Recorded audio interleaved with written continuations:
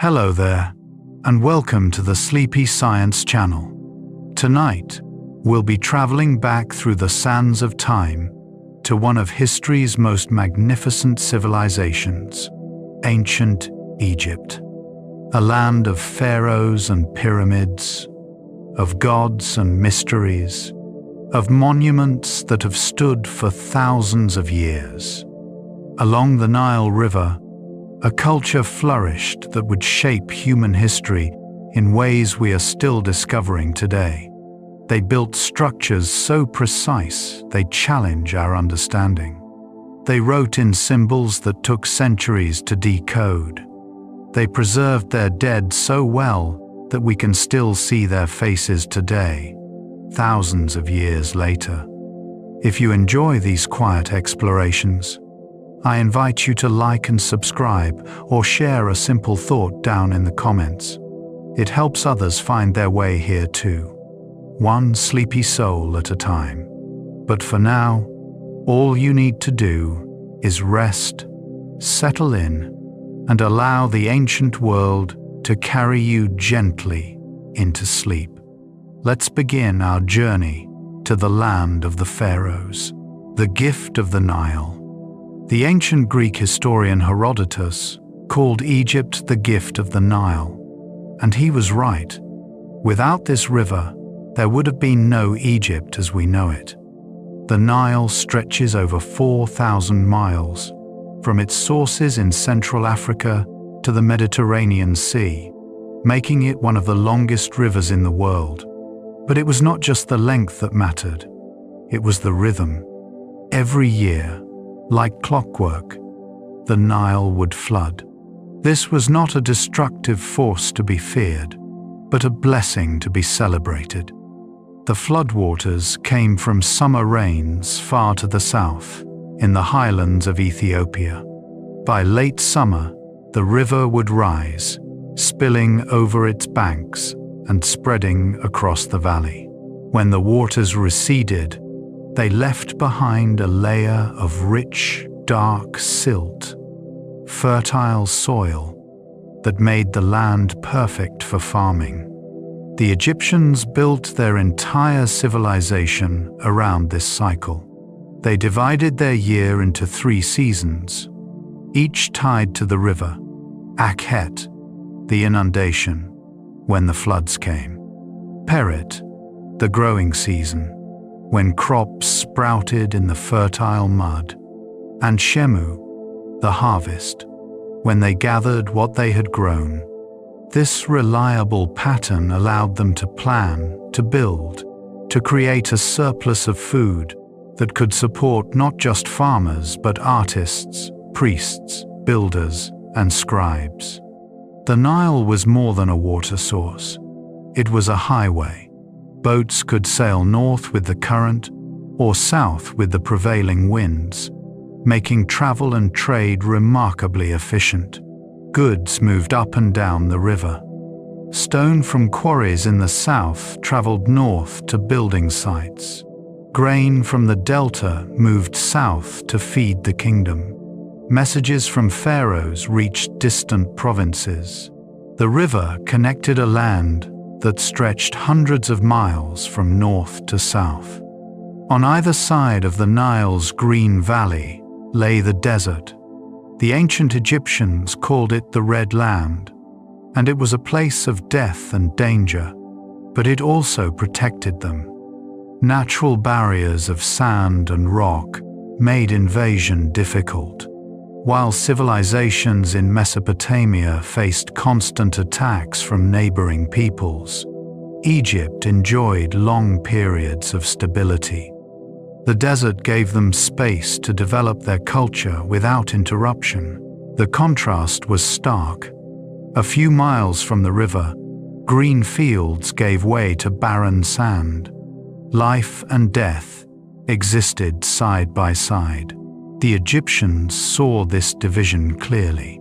The Black Land, where the Nile's silt made everything grow, and the Red Land, where almost nothing could survive.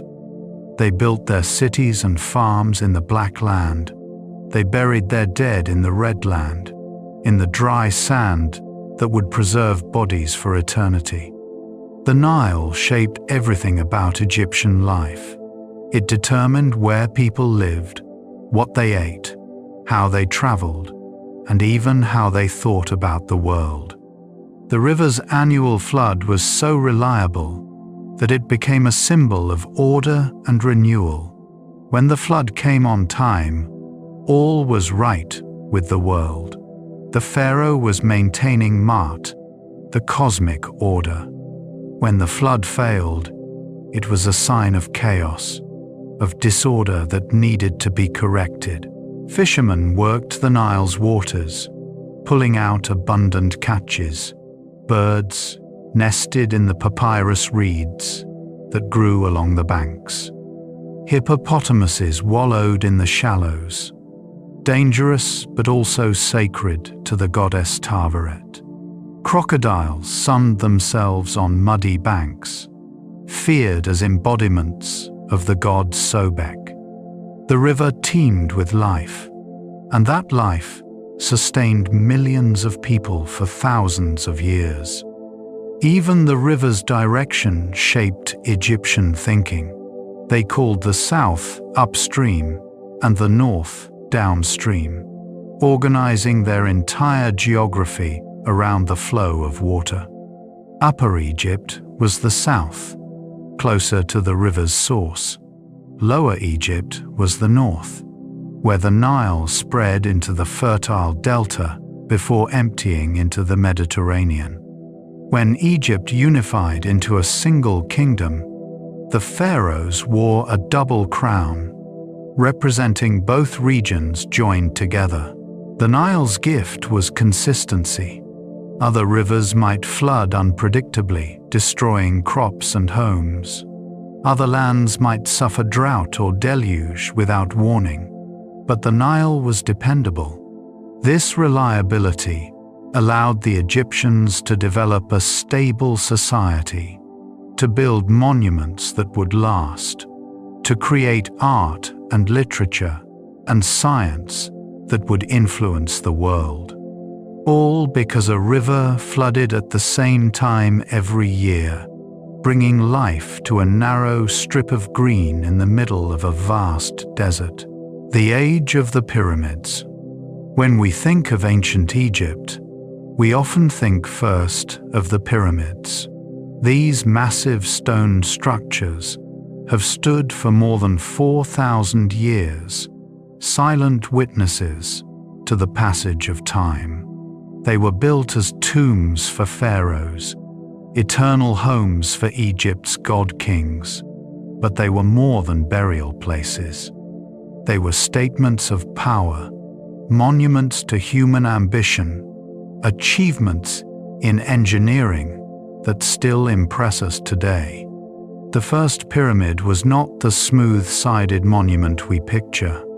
It was the step pyramid of Djoser, built around 2600 to 30 BCE at Saqqara.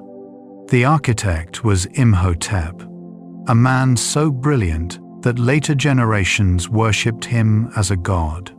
Before Imhotep, royal tombs had been flat-topped structures called mastabas. Imhotep stacked 6 mastabas on top of each other, each smaller than the one below, creating the first pyramid. It rose in steps toward the sky, a stairway for the pharaoh's soul to reach the heavens. This was revolutionary. Never before had anyone built in stone on such a scale. The step pyramid stood over 200 feet tall, dominating the landscape. It announced to everyone who saw it that Egypt's rulers possessed extraordinary power. They could command thousands of workers. They could move massive blocks of stone. They could build monuments that touched the sky. Later pharaohs refined the design. They filled in the steps to create smooth-sided pyramids that gleamed white in the desert sun. The 3 great pyramids at Giza are the most famous, built during Egypt's 4th dynasty. The largest, The Great Pyramid of Khufu was the tallest structure in the world for over 3,800 years. Nothing humans built exceeded its height until the 14th century CE. The precision of these pyramids is astonishing. The Great Pyramid's base is almost perfectly level, with an error of less than an inch across its 756-foot length. Its sides align almost exactly with true north, south, east, and west. How did ancient builders, working with copper tools and no magnetic compasses, achieve such accuracy? They used the stars, observing their movements to find true north. They used water-filled trenches to establish level surfaces. They employed geometric knowledge that would not be written down for centuries. Building a pyramid required incredible organization. Workers had to quarry millions of stone blocks, some weighing several tons. They had to transport these blocks from quarries to the construction site. They had to lift them into place, layer upon layer, until the pyramid rose hundreds of feet into the air. And they had to do all this without iron tools, without wheels for moving heavy loads, without pulleys or cranes as we know them. For a long time, people believed that slaves built the pyramids, forced to labor under brutal conditions. But evidence tells a different story. The workers were ordinary Egyptians, farmers who labored on the pyramids during the flood season when their fields were underwater. They were paid in food and shelter. They worked in rotating teams, perhaps 20 to 30,000 at a time. They lived in workers' villages near the construction sites. Archaeologists have found their houses, their tools, their bread ovens, even their graffiti. These workers took pride in their labor. They organized into crews with names like Friends of Khufu and Drunkards of Menkaura. They competed to see which team could move the most stone. They knew they were building something eternal, something that would carry the pharaoh into the afterlife and bring honor to Egypt. This was sacred work, not slave labor.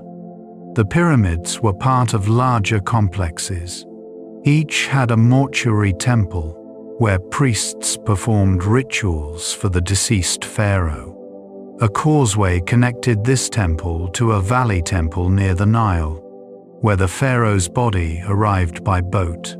Smaller pyramids housed the tombs of queens. Rows of mastabas contained the burials of nobles and officials who wanted to spend eternity near their king. The pyramid was the center of a city of the dead. Inside, the pyramid protected the pharaoh's burial chamber.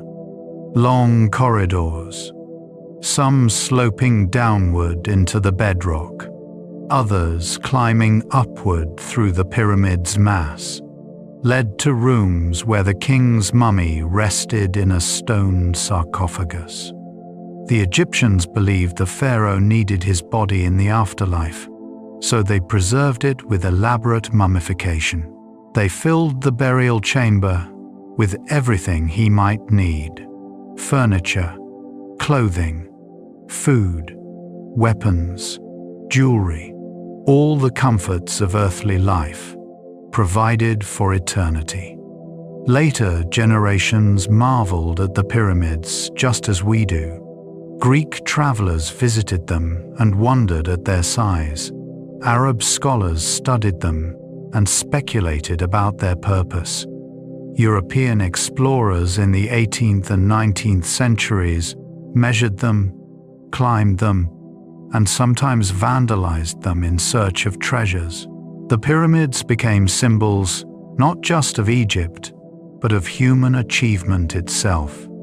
Yet the age of pyramid building did not last forever.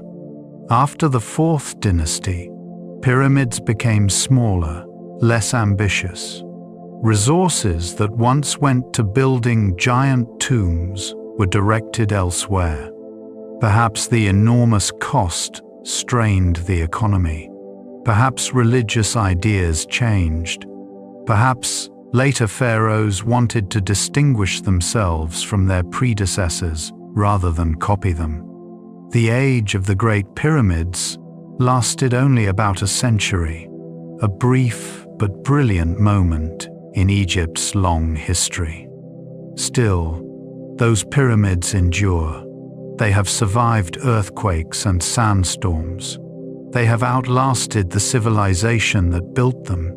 They have seen empires rise and fall. Today, they stand as they have for over 4,000 years, reminders of a people who believed they could build for eternity and who, in a sense, succeeded. The Sphinx and sacred animals. Near the pyramids at Giza crouches another icon of ancient Egypt, the Great Sphinx. This massive sculpture has the body of a lion and the head of a human, traditionally believed to represent the pharaoh Khafre. It is carved from a single ridge of limestone, standing 66 feet high and 240 feet long. For thousands of years, it has gazed eastward toward the rising sun, silent and enigmatic. The Sphinx embodies the Egyptian love of combining forms. They saw no contradiction in merging human intelligence with animal strength. In fact, their gods often appeared as mixtures of human and animal. This blending reflected a deeper belief that the natural and supernatural worlds were connected, that divine power could manifest in many forms. No one knows exactly when the Sphinx was built, though most scholars place it during the reign of Khafre, around 2500 BCE. Over the centuries, desert sand buried it up to its neck. Only the head remained visible, staring out over the dunes. Ancient pharaohs dug it out, inscribing stones that recorded their efforts. One such stone, placed between the Sphinx's paws by Thutmose IV, tells how the prince fell asleep in its shadow and dreamed that the Sphinx promised him the throne if he would clear away the sand. The Sphinx has suffered damage over the millennia. Its nose is missing, broken off at some point in history. Some blame Napoleon's soldiers, but evidence suggests the damage occurred earlier, perhaps during the 14th century. The face has been worn by wind and sand. The body shows cracks and erosion. Yet it remains, a testament to the skill of ancient sculptors and the durability of stone. Animals held special significance in Egyptian religion and daily life. The Egyptians observed animals closely and saw in them qualities worth honoring. Lions represented strength and royalty. Falcons embodied keen sight and the ability to soar above earthly concerns. Ibises, with their curved beaks, suggested the crescent moon and the passage of time. Crocodiles commanded fear and respect as predators of the Nile. Many gods took animal forms or were depicted with animal heads. Horus, god of kingship and the sky, appeared as a falcon or as a man with a falcon's head. Anubis, god of mummification and the dead, had the head of a jackal. Bastet, goddess of home and protection, was shown as a cat or a woman with a cat's head. Thoth, god of wisdom and writing, bore the head of an ibis. Hathor, goddess of love and joy, was sometimes shown as a cow, sometimes as a woman with cow's horns. These were not primitive superstitions, but complex theological ideas. The Egyptians did not believe a god was literally an animal. Rather, they saw the animal as a symbol, a way to represent divine attributes that humans could understand. The falcon flies high and sees far, perfect symbols for a sky god. The jackal roams the desert edges where the dead are buried, making it appropriate for a god of the afterlife. Some animals were so sacred that harming them was a crime. Cats were especially revered, associated with the goddess Bastet. Families kept cats as pets and mourned deeply when they died, sometimes mummifying them and burying them in special cat cemeteries. Thousands of cat mummies have been found, tiny bundles wrapped with the same care given to human dead. Ibises were sacred to Thoth. At certain temple sites, priests maintained flocks of ibises, feeding them and caring for them as living representatives of the god. When an ibis died, it might be mummified and placed in special burial galleries. Archaeologists have discovered vast underground chambers filled with millions of ibis mummies, offerings accumulated over centuries.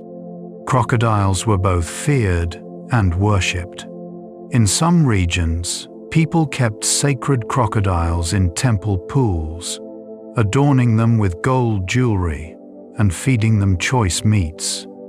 When a sacred crocodile died, it received burial with full honors. Yet in other parts of Egypt, crocodiles were hunted and killed. The relationship was complicated, reflecting the animal's dual nature as both dangerous predator and powerful deity. Bulls represented strength and fertility. The Apis bull, kept at Memphis, was believed to be a manifestation of the god Ptah. This bull lived in luxury at the temple, and when it died, all Egypt mourned. It was mummified and buried in a special tomb, and priests searched the land for a new bull with specific markings to serve as the next Apis. The burial vaults of the Apis bulls, known as the Serapeum, contained massive stone sarcophagi, each weighing many tons. Even humble creatures had their place. Scarab beetles, which roll balls of dung across the ground, became symbols of the sun god rolling the sun across the sky. Scarab amulets were everywhere, carved from stone and worn as jewelry. They appeared on seals, in art, and were even placed over the hearts of mummies to protect them in the afterlife. Frogs represented fertility and rebirth because they appeared in great numbers after the Nile's flood. The goddess Heket, who assisted at births, had the head of a frog. Snakes could be protective or dangerous. The cobra goddess Wadjet guarded the pharaoh, rising on the royal crown as the uraeus, ready to spit fire at enemies. Yet snakes also represented chaos and evil, like the serpent Apophis, who tried to devour the sun each night. This rich symbolism shows how closely the Egyptians observed the natural world. They noticed that certain birds migrated with the seasons. They saw how the Nile's rhythms affected animal behavior. They watched predator and prey, life and death, played out in the marshes and deserts around them. From these observations, they built a complex system of religious meaning that connected earth and heaven, mortal and divine, human and animal, the pharaoh, the living god. At the center of Egyptian civilization stood the pharaoh, both king and god. This was not merely a political title, but a religious reality.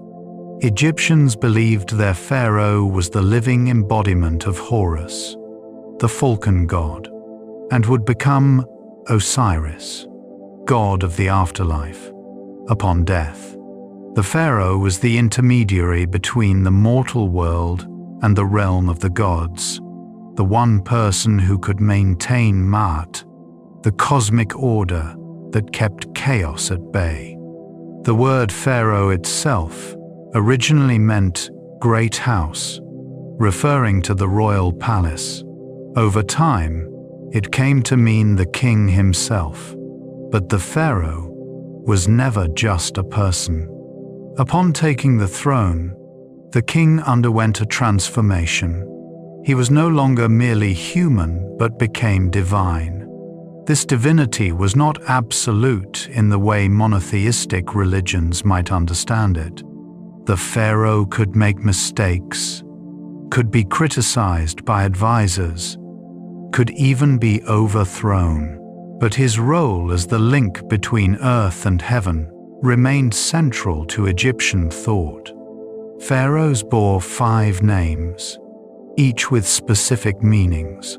The Horus name connected them to the falcon god. The 2 ladies' name invoked the protective goddesses of Upper and Lower Egypt. The golden Horus name emphasized their divine nature.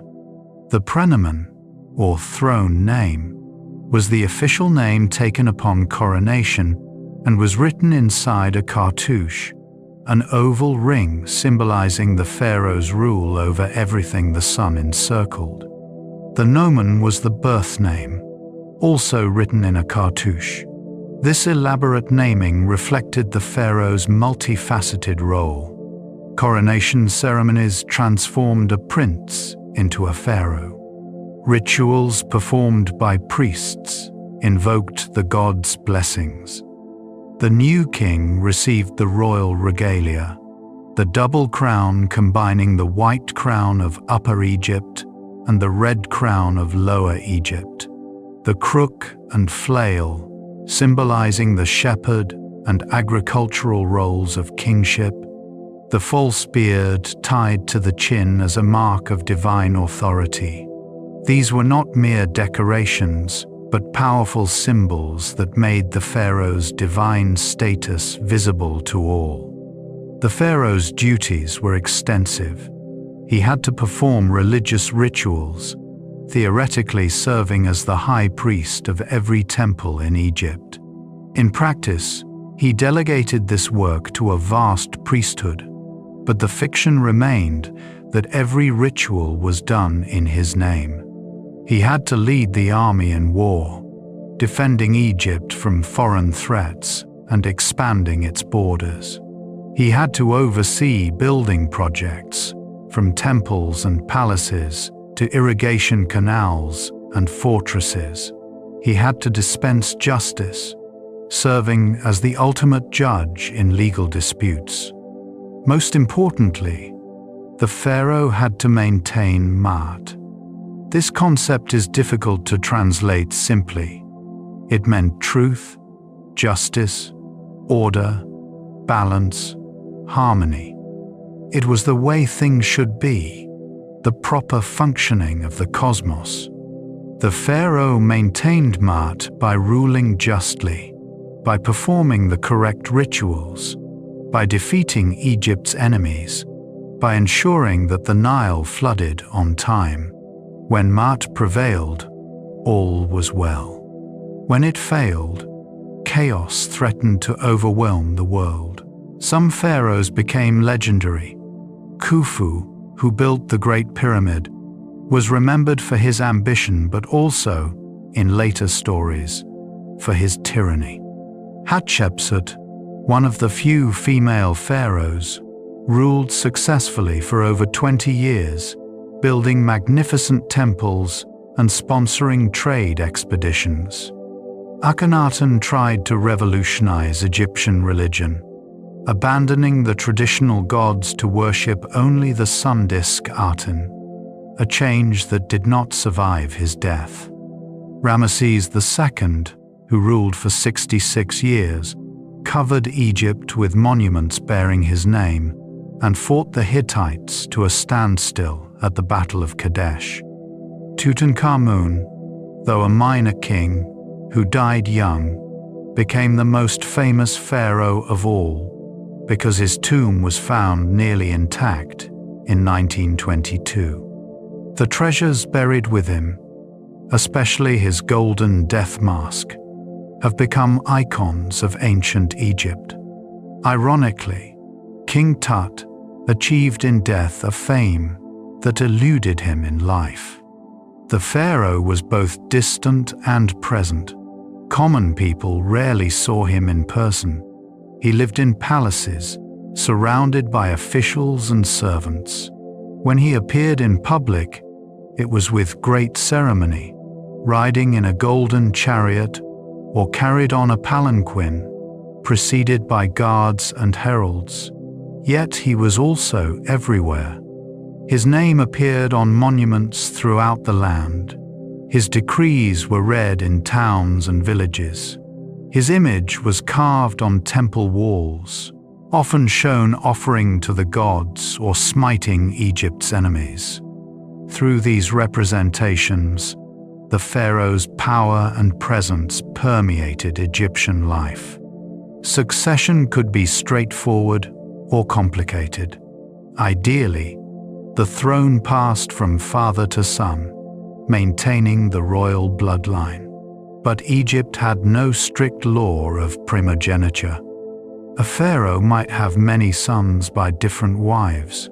Powerful officials or ambitious relatives sometimes seized the throne. Women occasionally ruled, usually as regents for young sons, but a few, like Hatshepsut, claimed full pharaonic powers. The pharaoh's family lived in luxury but also under pressure.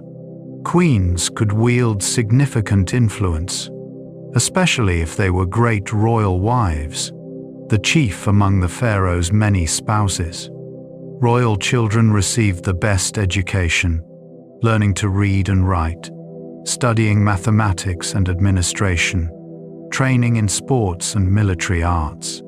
Princes knew that one of them would eventually become pharaoh, while others would serve as priests, generals, or governors. Princesses might marry foreign kings to cement alliances, or marry their brothers to keep the royal bloodline pure. Despite the pharaoh's divine status, the position was not easy. The burden of maintaining cosmic order weighed heavily. A pharaoh faced constant pressure to prove his worth through military victories and building projects. He had to navigate court politics, manage a huge bureaucracy, and keep regional governors loyal. He had to produce an heir to continue the dynasty. And he had to prepare for his own death, commissioning his tomb and ensuring that his mortuary cult would continue after he joined the gods. Yet pharaohs also enjoyed unprecedented privilege.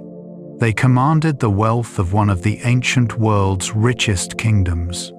They lived in magnificent palaces with gardens and pools. They ate the finest foods and drank the best wines. They wore the most beautiful clothing and jewelry. They were entertained by musicians, dancers, and storytellers. They went hunting in the desert or fowling in the marshes, enjoying sports denied to common people. Their word was law, their wishes commands. This combination of absolute power and divine responsibility created a unique institution. The pharaoh was not merely a king, but the axis around which Egyptian civilization turned. As long as the pharaoh maintained Maat, Egypt prospered. The Nile flooded on schedule, crops grew abundantly, enemies were defeated, and order prevailed. The pharaoh's success was Egypt's success. His failure, Egypt's failure. This belief sustained the institution for 3,000 years, through dozens of dynasties and hundreds of individual rulers, making it one of the longest-lasting political systems in human history. Hieroglyphics, the sacred writing. One of ancient Egypt's most recognizable features is its writing system. Hieroglyphics. The word comes from Greek, meaning sacred carvings, and that is exactly what they were. These beautiful symbols adorned temple walls, tomb chambers, monuments, and papyrus scrolls. They were more than mere letters. Each hieroglyph was a tiny work of art, a picture of something from the Egyptian world. Hieroglyphics developed around 3200 BCE, making it one of the world's oldest writing systems. At first, the symbols were pictographic, simple pictures representing the things they showed. A picture of a bird meant bird. A picture of a house meant house. But the Egyptians quickly developed a more sophisticated system. They began using symbols to represent sounds, not just objects. The same bird picture might represent not just a bird, but the sound A in a word. This created a complex writing system that combined different types of symbols. Some hieroglyphs were logograms, representing whole words. Some were phonograms, representing sounds. Some were determinatives, signs that had no sound value but clarified the meaning of other symbols. A sentence might mix all three types, creating a script that was both beautiful and functional. The Egyptians wrote hieroglyphics in rows or columns, from right to left or left to right. How did you know which direction to read? The answer lay in the symbols themselves. Human and animal figures faced toward the beginning of the line. If a bird faced right, you read from right to left. If it faced left, you read from left to right. This flexibility allowed scribes to create balanced, aesthetically pleasing compositions. Learning to read and write hieroglyphics required years of training. Young boys, usually from elite families, attended scribe schools where they spent hours copying texts, memorizing thousands of symbols, and learning the complex rules of grammar and spelling. The training was rigorous, and teachers did not hesitate to use physical punishment to motivate lazy students, but the rewards were worth it.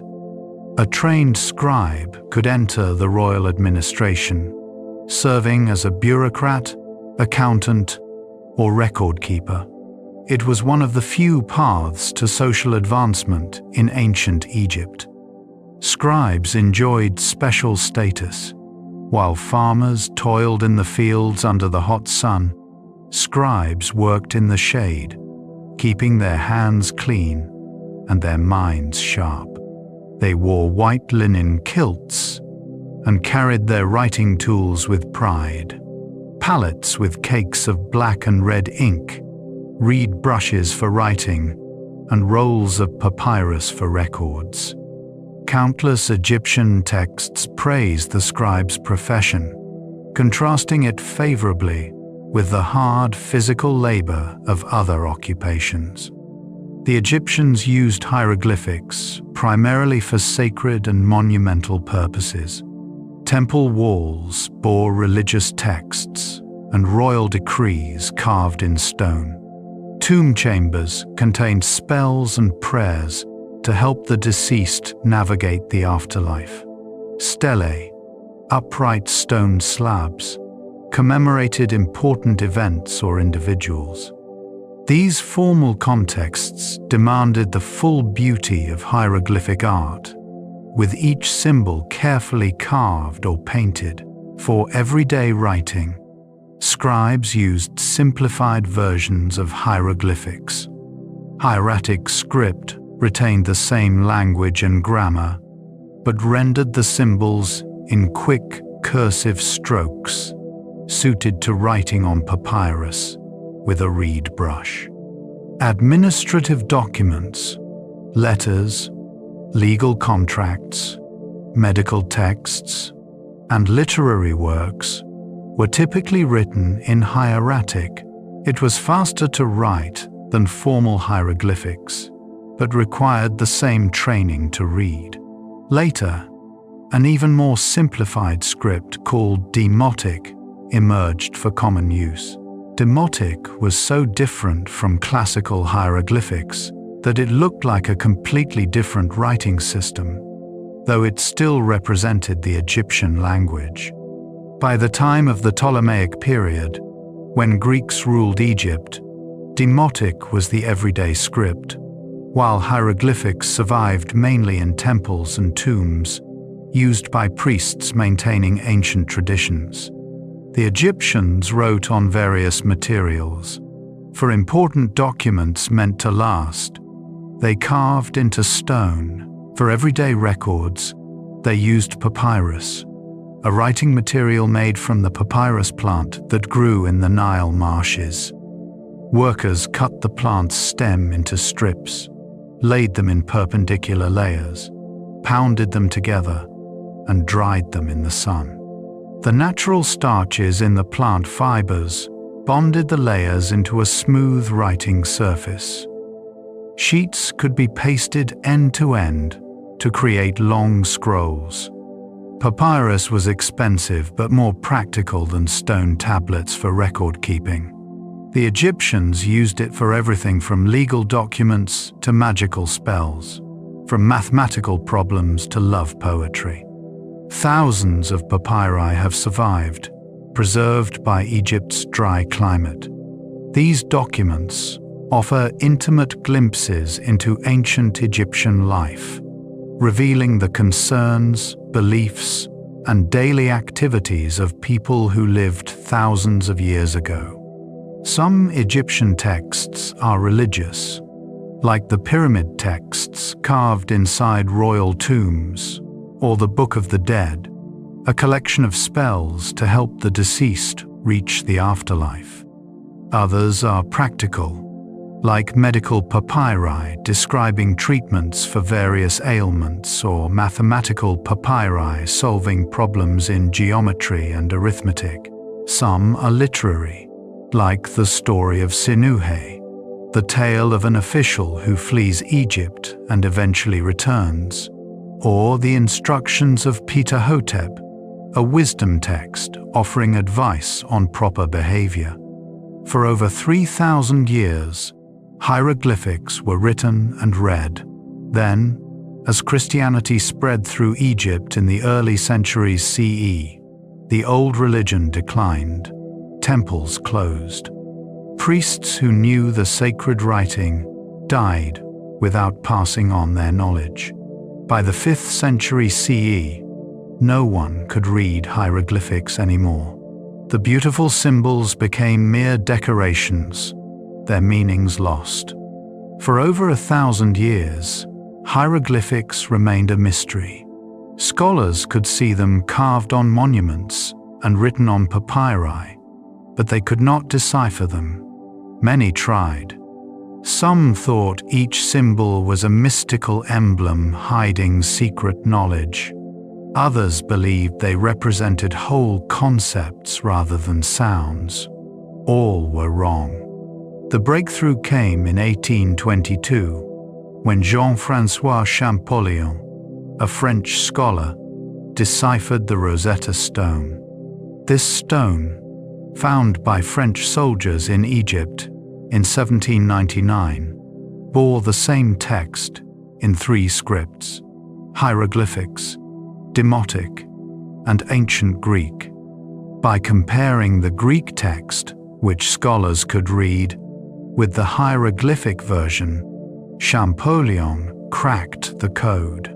He realized that hieroglyphics represented sounds, not just ideas, and that the symbols could be read phonetically. Champollion's discovery opened the door to understanding ancient Egypt. Suddenly, texts that had been silent for centuries spoke again. Scholars could read the names of pharaohs, the words of prayers, the records of battles and building projects. The Egyptians themselves could tell their story in their own words. This transformed Egyptology from treasure hunting into a true academic discipline. Today, we can read hieroglyphics almost as easily as ancient scribes did. We understand the grammar, the vocabulary, the subtle nuances of the language.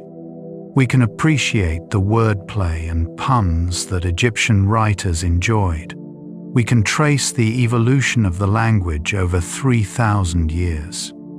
And we can marvel at the beauty of the script, each symbol a small piece of art, preserving the words and thoughts of a civilization long vanished but never forgotten. The Book of the Dead and the Journey to the Afterlife. Ancient Egyptians devoted enormous energy to preparing for death.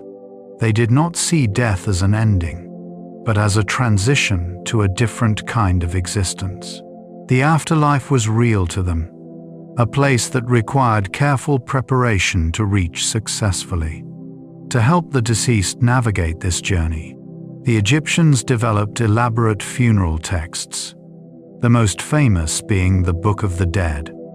The Book of the Dead is not actually a single book.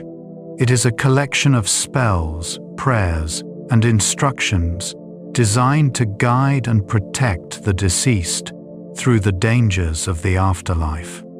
Different versions existed, and wealthy individuals could commission personalized copies tailored to their needs. These texts were written on papyrus scrolls and placed in the tomb with the mummy, ready to be consulted when needed. The spells covered every imaginable hazard. Some protected the deceased from demons and hostile spirits. Others helped preserve the body's integrity in the afterlife. Some provided passwords to get past guardians blocking important doorways. Others identified the deceased with various gods, claiming divine powers. There were spells for ensuring the deceased could breathe, eat, drink, and move about freely in the afterlife. One of the most important sections described the judgment of the dead.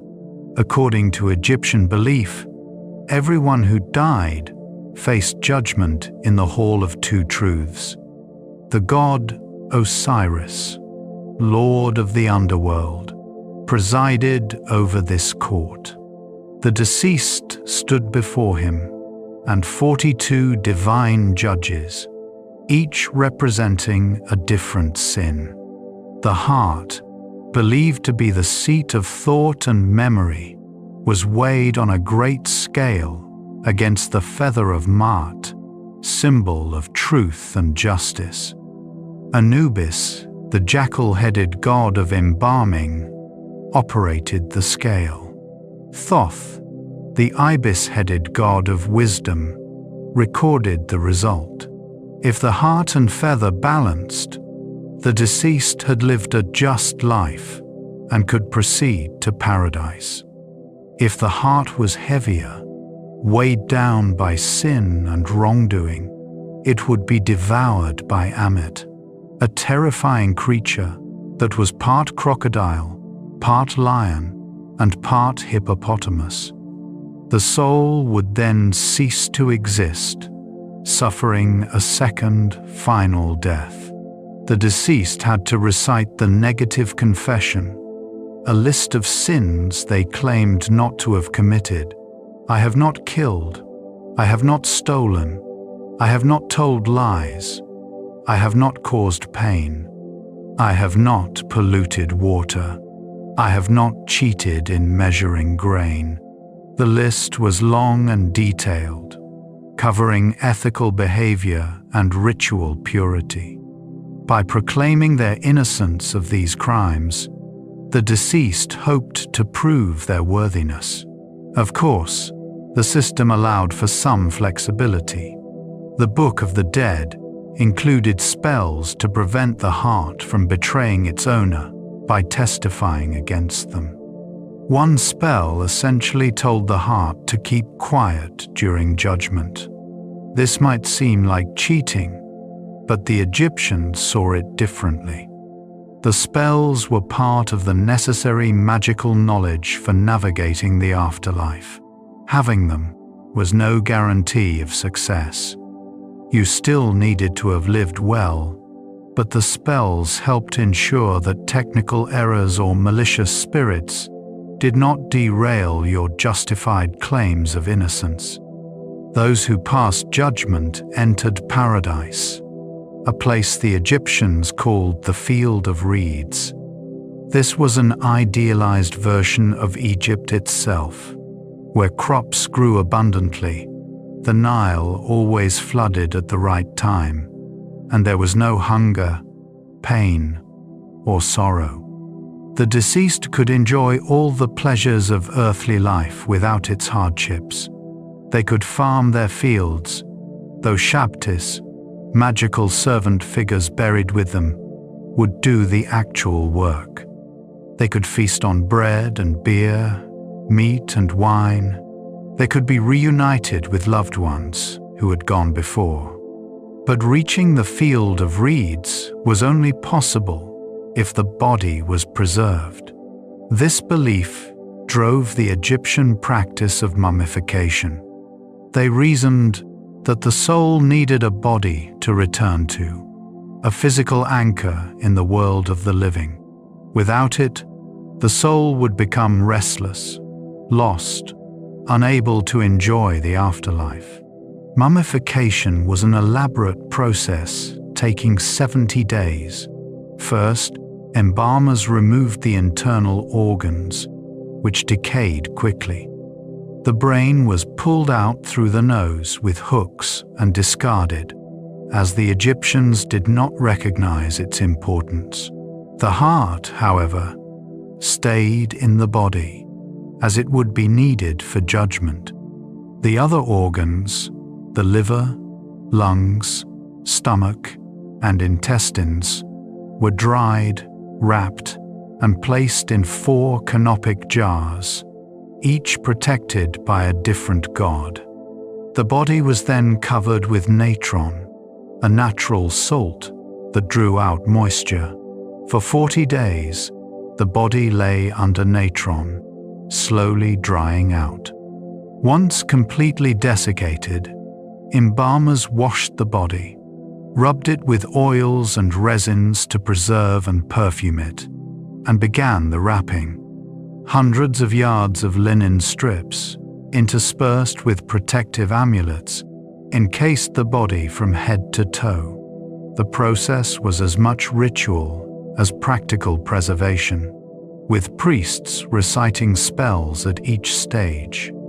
The wrapped mummy was placed in a coffin, often several nested coffins, each decorated with religious imagery and texts. The innermost coffin might be shaped like a human, called an anthropoid coffin, with the deceased's idealized face painted on it. These coffins were works of art, covered in hieroglyphic prayers and scenes from mythology. Finally, the mummy, in its coffins, was laid to rest in a tomb. For pharaohs and the wealthy, these tombs were elaborate structures, chambers cut into rock or built of stone, decorated with paintings and carvings showing the deceased enjoying the afterlife. For common people, burial might be simpler, but even the poor tried to preserve their dead if they could afford it. Tombs were filled with grave goods, everything the deceased might need in the afterlife: furniture, clothing, cosmetics, jewelry, weapons, tools, food, and drink. All were provided. Model servants and animals, or painted scenes of them, ensured the deceased would have help and companionship. Wealthy tombs contained treasures of gold and precious stones, which unfortunately attracted robbers throughout Egypt's history. The living had responsibilities to the dead. Family members brought offerings to the tomb, food and drink to sustain the deceased's ka, or life force. Priests performed rituals in mortuary temples, reciting prayers and presenting offerings. As long as someone remembered you, brought offerings, and spoke your name, you continued to exist in the afterlife. This is why Egyptians feared being forgotten above almost everything else. To be forgotten was to die a second death, final and absolute.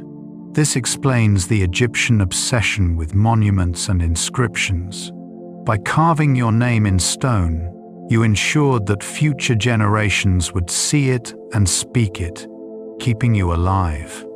Pharaohs built enormous temples partly to house the gods, but also to preserve their own names.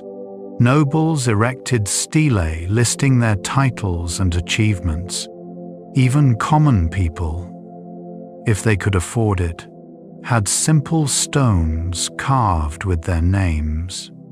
The Egyptian view of the soul was complex.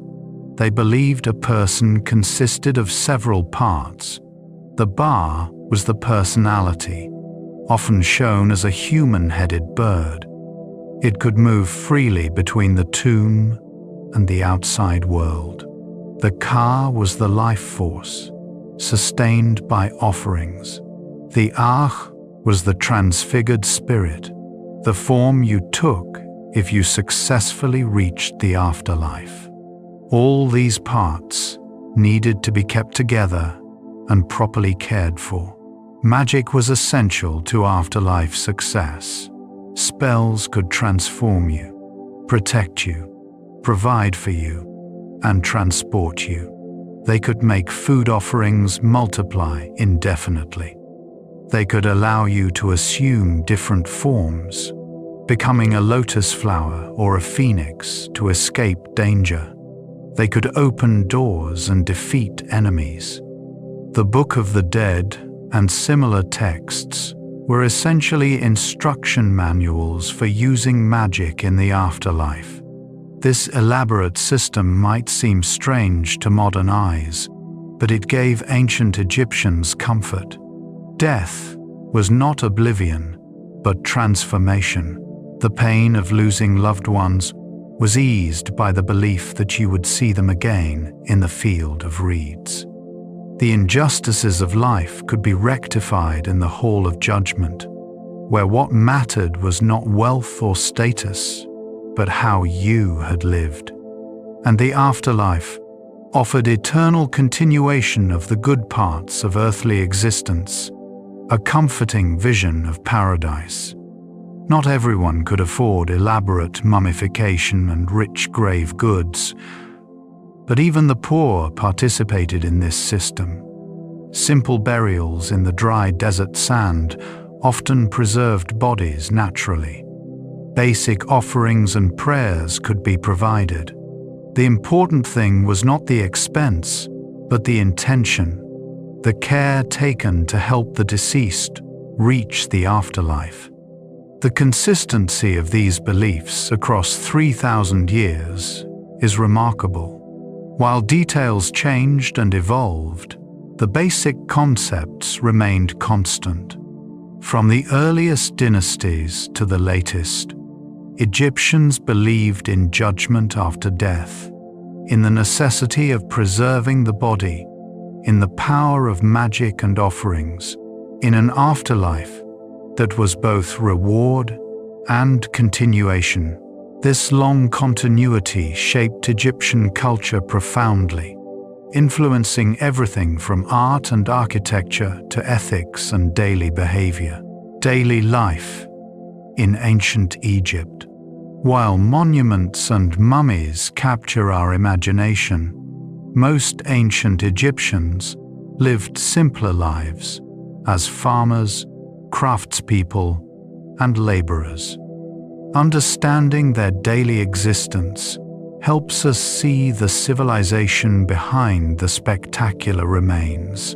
The vast majority of Egyptians were farmers. They lived in small villages along the Nile, in houses made of mud brick. These houses were simple, usually just a few rooms, with flat roofs where people slept on hot nights. The walls were plastered with mud and sometimes painted white to reflect heat. Windows were small to keep out the sun, but allow breezes.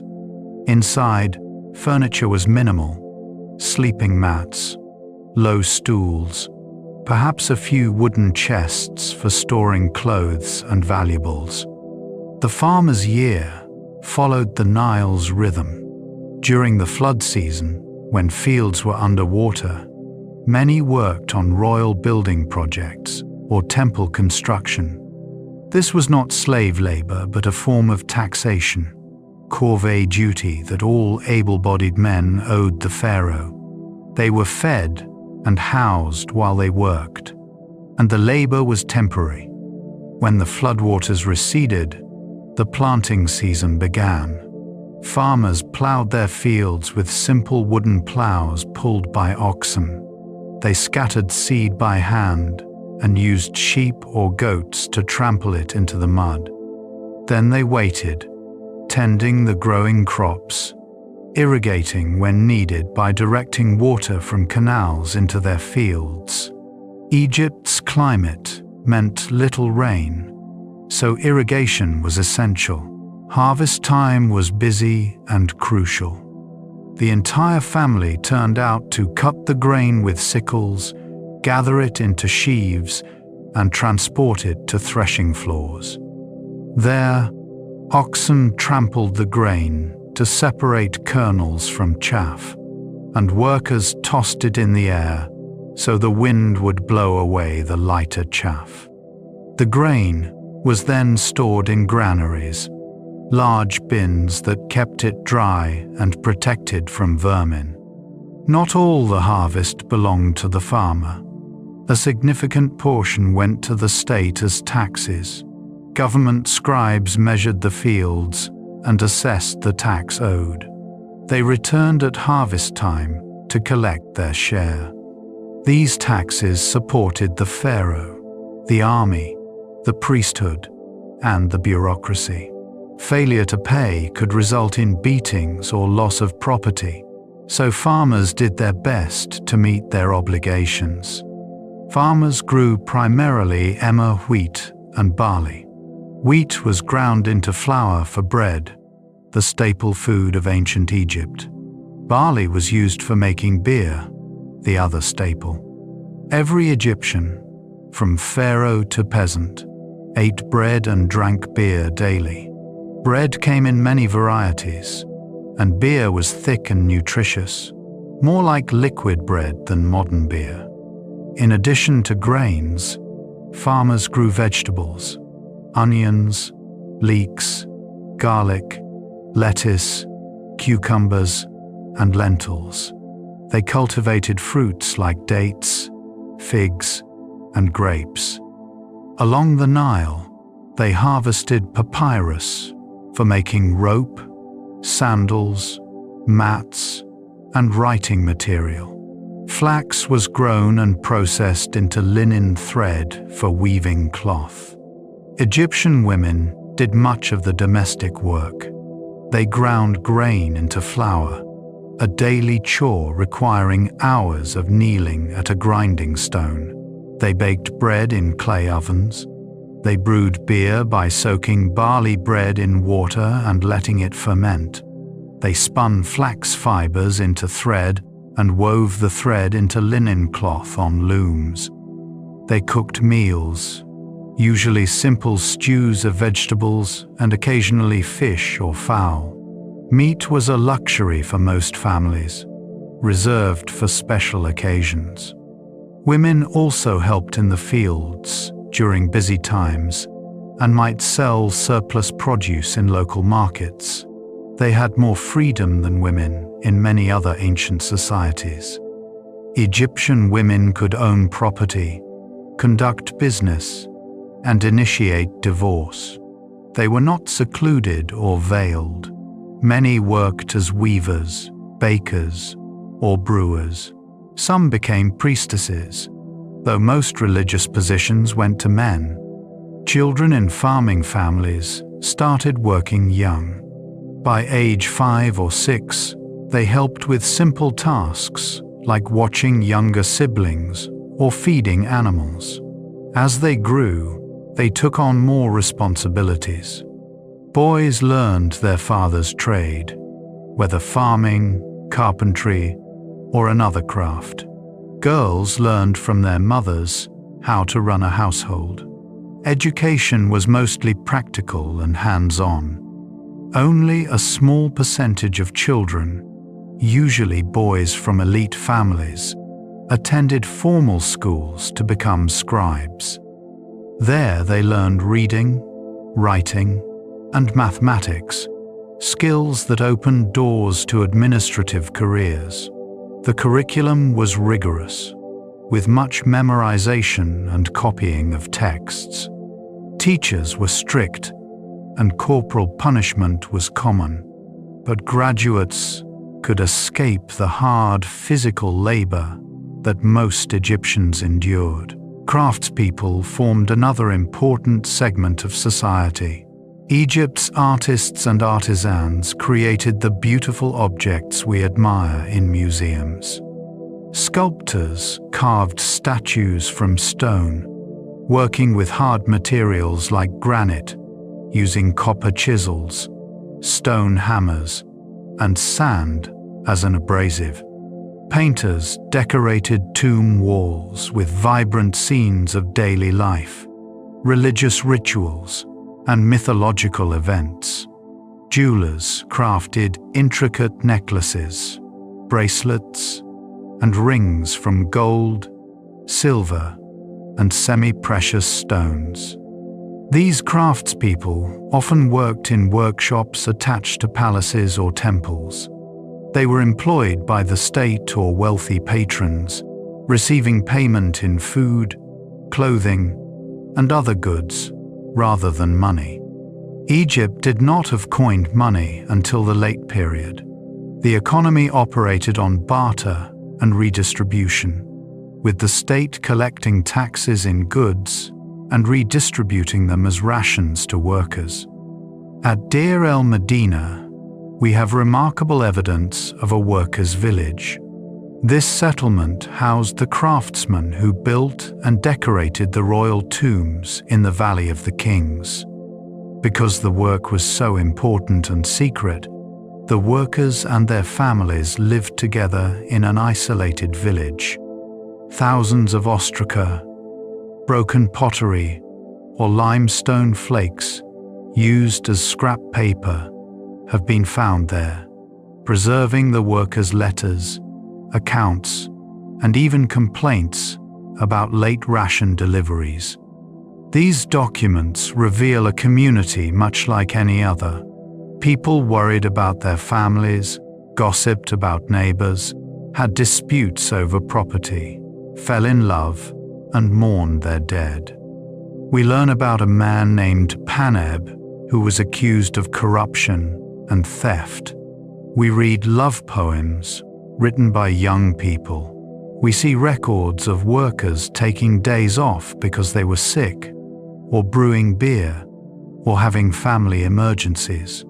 These glimpses of ordinary life make the ancient Egyptians feel more human and relatable. Egyptian society was hierarchical, but not rigidly fixed. The pharaoh sat at the top, a god among men. Below him were the nobles and high officials, often related to the royal family, who governed provinces and managed the bureaucracy. Next came priests, who served the gods in temples, and scribes, the literate administrators who kept the system running. Then came craftspeople, who had specialized skills and relative security. At the bottom were farmers and laborers, the vast majority who worked the land and built the monuments. Despite this hierarchy, some social mobility existed. A talented scribe could rise to high office. A skilled craftsman might attract royal patronage. Even a farmer's son, if he learned to read and write, could become a scribe and improve his family's status.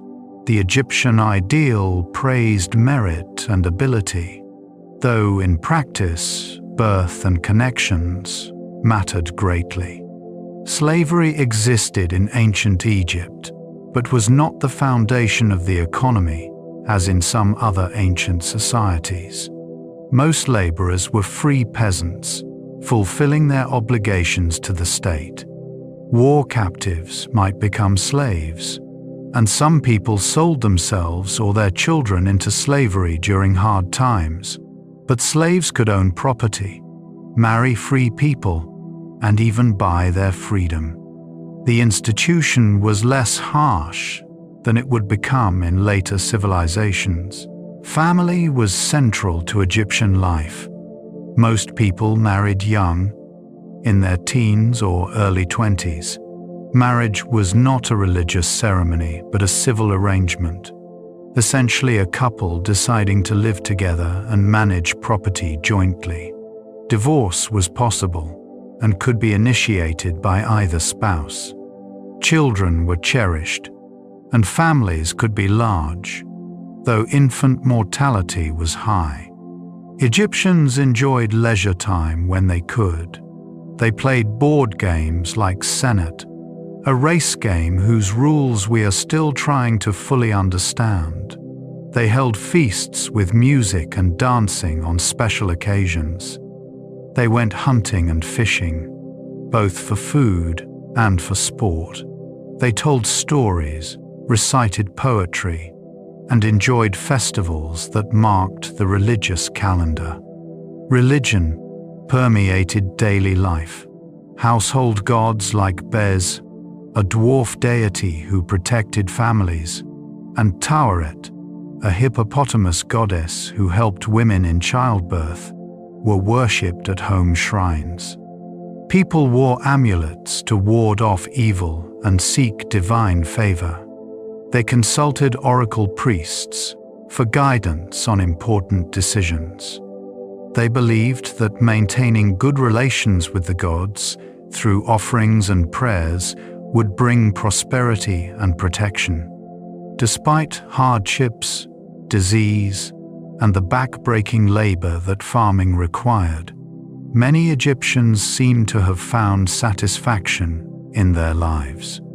Tomb paintings often show idealized scenes of the deceased enjoying life, feasting, hunting, and relaxing with family. These were not just hopes for the afterlife, but reflections of earthly pleasures worth remembering and continuing. Life expectancy was short by modern standards, perhaps 30 to 35 years on average. Many children died young. Women faced the dangers of childbirth. Accidents and diseases claimed many before old age, but those who survived to maturity often lived into their 50s or 60s, and a few reached 70 or beyond. Tomb inscriptions sometimes celebrate longevity as a sign of divine favor. The rhythm of daily life, tied to the Nile and the seasons, continued for thousands of years with remarkable consistency.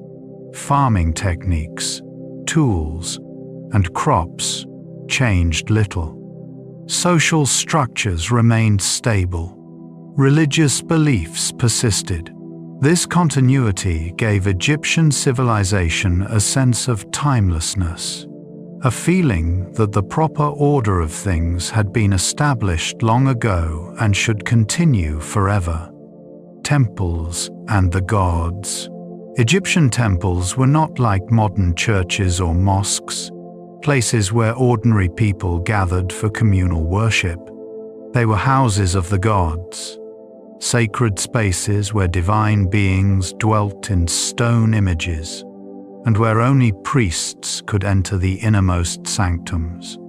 These temples were focal points of religious, economic, and political power, playing crucial roles in Egyptian society. The largest temples were enormous complexes, built and expanded over centuries by successive pharaohs.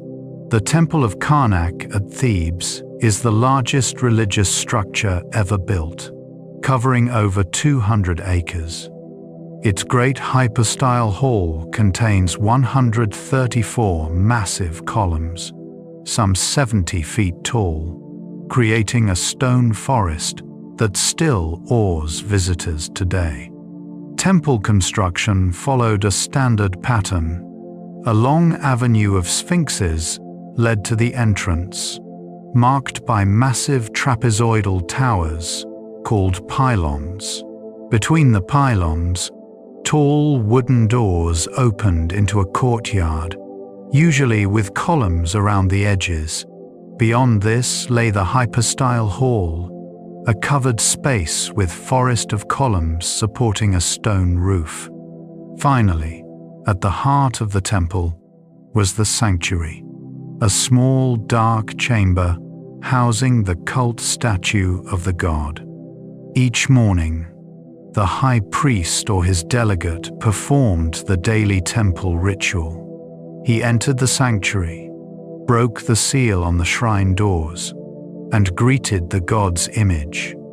He purified the statue with water and incense, dressed it in fresh linen, and presented offerings of food and drink. Hymns were sung, prayers recited. The ritual affirmed the god's presence and ensured the deity's continued favor toward Egypt.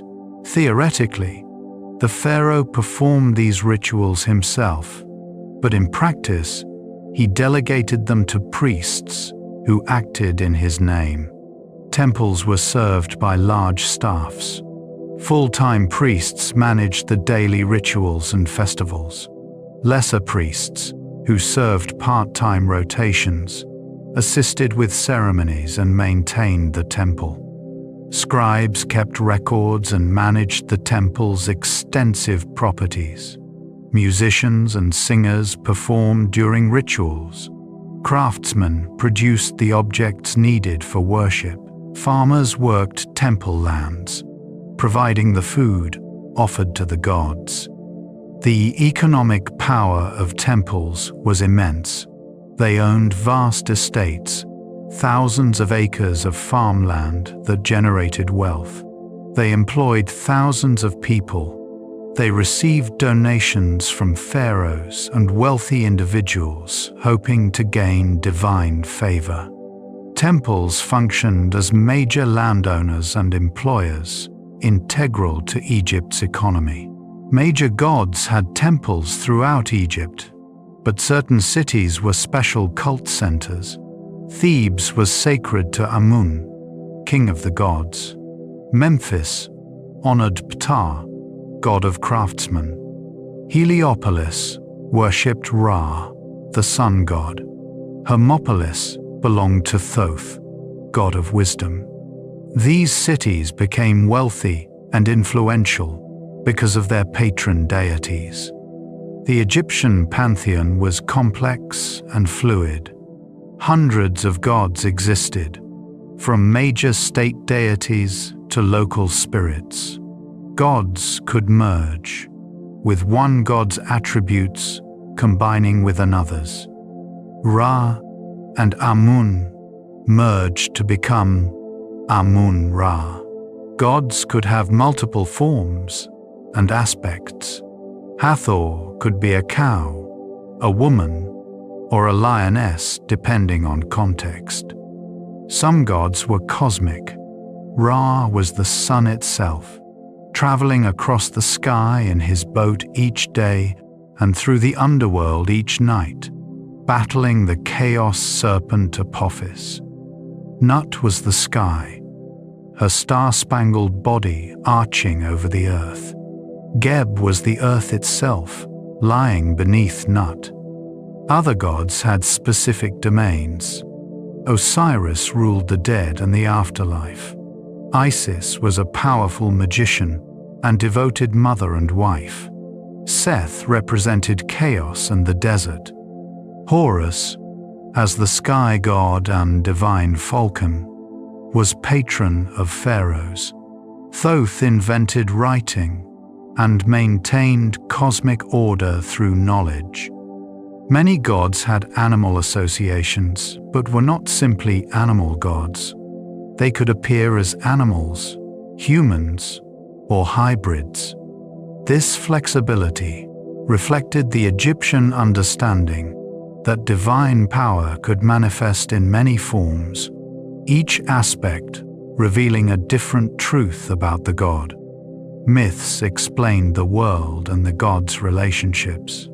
The creation myth of Heliopolis described how Atum emerged from the primordial waters and created other gods through thought and speech.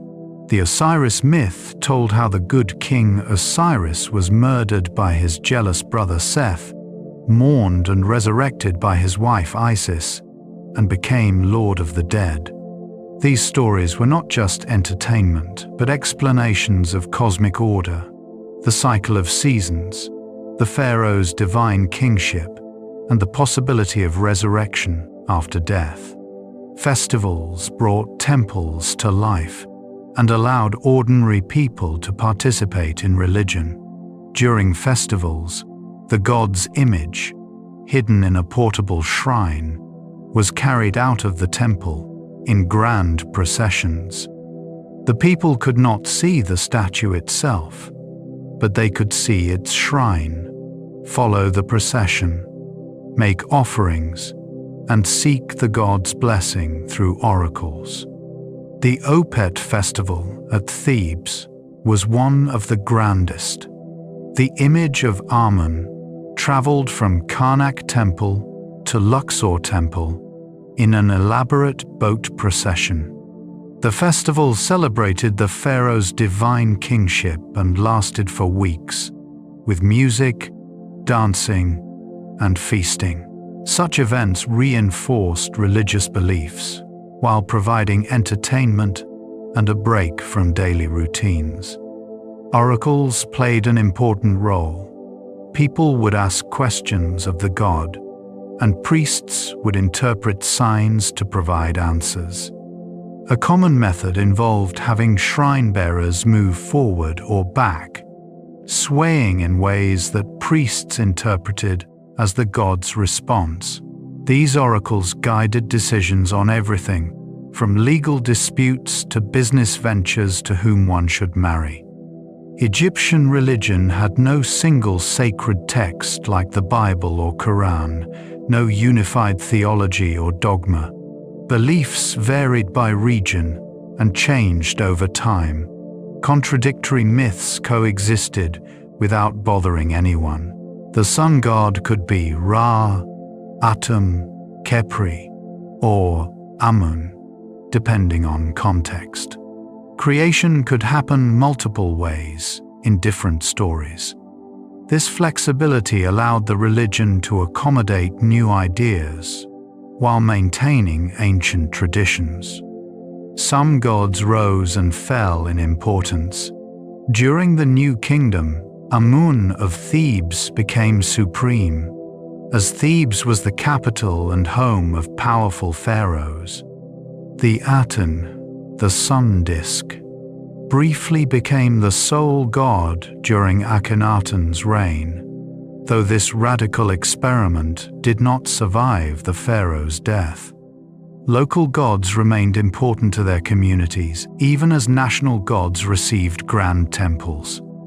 Magic and religion were inseparable. Priests were also magicians, using spells and rituals to harness divine power. Amulets, inscribed with gods' names or sacred symbols, protected wearers. Healing spells invoked gods to cure illnesses. The distinction between religion and magic that later cultures would make did not exist for Egyptians.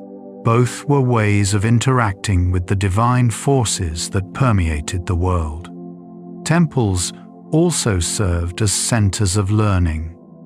Temple schools taught reading, writing, and religious knowledge. Temple libraries preserved scrolls of sacred texts, rituals, hymns, and myths. Priests studied astronomy to maintain the religious calendar. They practiced medicine, often combining practical treatments with magical spells. The temple was not just a house of worship, but a repository of knowledge and culture. For ordinary Egyptians, the great state temples were distant and inaccessible, but they had their own religious practices.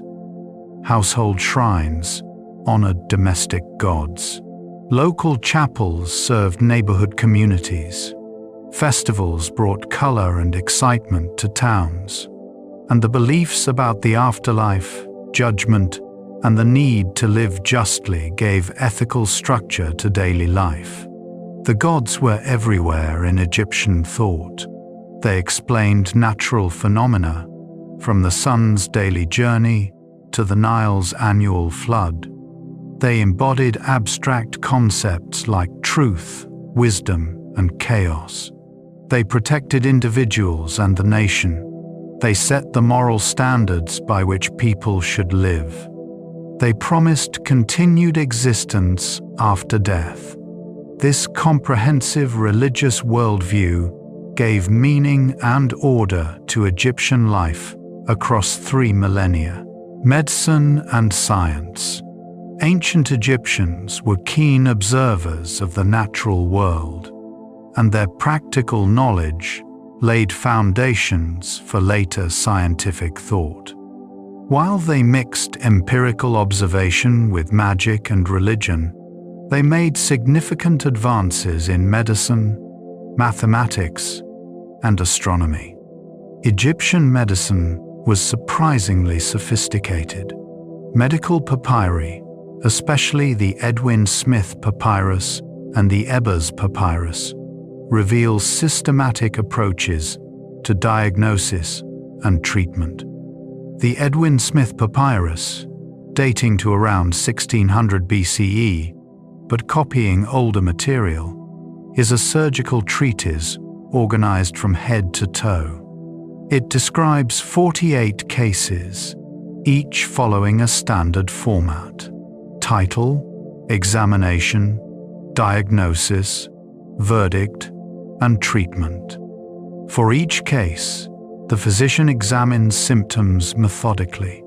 The text uses precise anatomical terms and describes techniques like palpation and measuring pulse. Diagnoses are classified as an ailment I will treat, an ailment I will contend with, or an ailment not to be treated, an honest acknowledgement that some conditions were beyond help. Treatments included practical methods, setting broken bones with splints, stitching wounds with thread, applying bandages soaked in medicinal compounds. Egyptian doctors recognized that the brain controlled the body, unusual for the ancient world. They knew that injuries to the head could cause paralysis or loss of speech in other parts of the body. They understood that pulse reflected heart function. The Ebers papyrus, a more general medical text, lists hundreds of remedies for various conditions: eye diseases, skin problems, digestive issues, and parasitic infections. Ingredients ranged from the sensible, like honey as an antibacterial, to the bizarre, like crocodile dung. Some remedies worked, others were probably ineffective, but psychologically comforting. Egyptian doctors specialized. Some treated only eyes, others only teeth, still others internal diseases. This specialization suggests a significant body of medical knowledge transmitted through apprenticeship. Doctors, trained under experienced practitioners, learning by observation and practice. Surgery was limited but real. Egyptians performed circumcision, removed tumors and cysts, and treated wounds and fractures. They understood the importance of cleanliness, washing wounds and using clean bandages. They knew how to reduce dislocated joints and set broken bones. Their success rate was probably respectable for pre-modern medicine. However, Egyptian medicine never separated completely from magic. Many treatments included spells recited while administering remedies. Amulets were prescribed alongside medicines. Illnesses might be attributed to angry spirits or divine punishment. A comprehensive treatment addressed both physical and spiritual aspects, combining practical medicine with magical protection. Dentistry was practiced, though dental health was often poor. The Egyptian diet, with bread ground from stone-milled grain, wore down teeth with grit and sand. Dental abscesses were common and painful. Some mummies show evidence of dental work, including drilled abscesses and gold wire used to stabilize loose teeth. Egyptian doctors understood some anatomy through mummification practice. Embalmers saw internal organs regularly. They noticed differences between healthy and diseased organs. This knowledge informed medical practice, though cultural taboos prevented systematic dissection for study, as would happen in later Greek and Roman medicine. Mathematics was well developed. The Moscow and Rhind mathematical papyri show that Egyptians could solve complex problems in arithmetic, geometry, and even early algebra. They used fractions, though only unit fractions, with 1 in the numerator. They calculated areas of triangles and rectangles, approximated the area of circles, and could find the volume of pyramids and cylinders. Egyptian mathematics was practical, oriented toward real-world problems. How much grain can a cylindrical granary hold? How many bricks are needed to build a ramp? How do you divide bread among workers fairly? These practical applications drove mathematical development. They used a decimal system without place value or zero, representing numbers with hieroglyphic symbols. Addition and subtraction were straightforward. Multiplication and division were done by doubling and halving. To multiply 32 times 19, they would double 19 repeatedly. 1 times 19 equals 19. 2 times 19 equals 38. 4 times 19 equals 76. And so on. Then they would add the appropriate doublings to reach 32 times 19. Geometry was essential for surveying land and designing buildings. After each Nile flood erased field boundaries, surveyors had to measure and re-establish property lines. They used knotted ropes as measuring tools, creating right angles with a rope divided into lengths of 3, 4, and 5 units, a practical application of what would later be called the Pythagorean theorem. The precision of pyramid construction shows advanced geometric knowledge. The proportions, the alignment with cardinal directions, the calculated angles, all required sophisticated mathematical understanding. Whether through empirical experience or theoretical knowledge, Egyptian builders achieved results that still impress engineers today. Astronomy developed for religious and practical purposes. The Egyptians needed a calendar to predict the Nile's flood and time religious festivals. They created a solar calendar of 365 days, divided into 12 months of 30 days, plus 5 extra days. This was remarkably accurate, though it slowly drifted out of sync with the actual solar year by about 1 day every 4 years. They also observed a lunar calendar for religious purposes, since many festivals were tied to lunar phases. Coordinating these two calendars required careful astronomical observation. Egyptian priests tracked stars and planets. They noticed that certain stars rose just before sunrise at specific times of year. The heliacal rising of Sirius, the brightest star in the sky, coincided with the Nile's flood, making it especially important. This star was identified with the goddess Sopdet, and its appearance marked the new year in the civil calendar. They divided the night into hours, though these were not fixed lengths but varied with the season. Star clocks in tomb ceilings showed which stars rose at which hours, allowing priests to tell time at night. This was important for performing nighttime rituals at the correct moments. The Egyptians recognized 5 planets visible to the naked eye and associated them with gods. They mapped constellations, though their star groups differed from the Greek constellations we use today. They understood that celestial events followed regular patterns, even if they explained these patterns through mythology rather than physical laws. Technology served practical needs. Egyptian metallurgy produced copper and bronze tools, though iron remained rare and precious until the late period. Glassmaking was practiced, creating beautiful vessels and beads.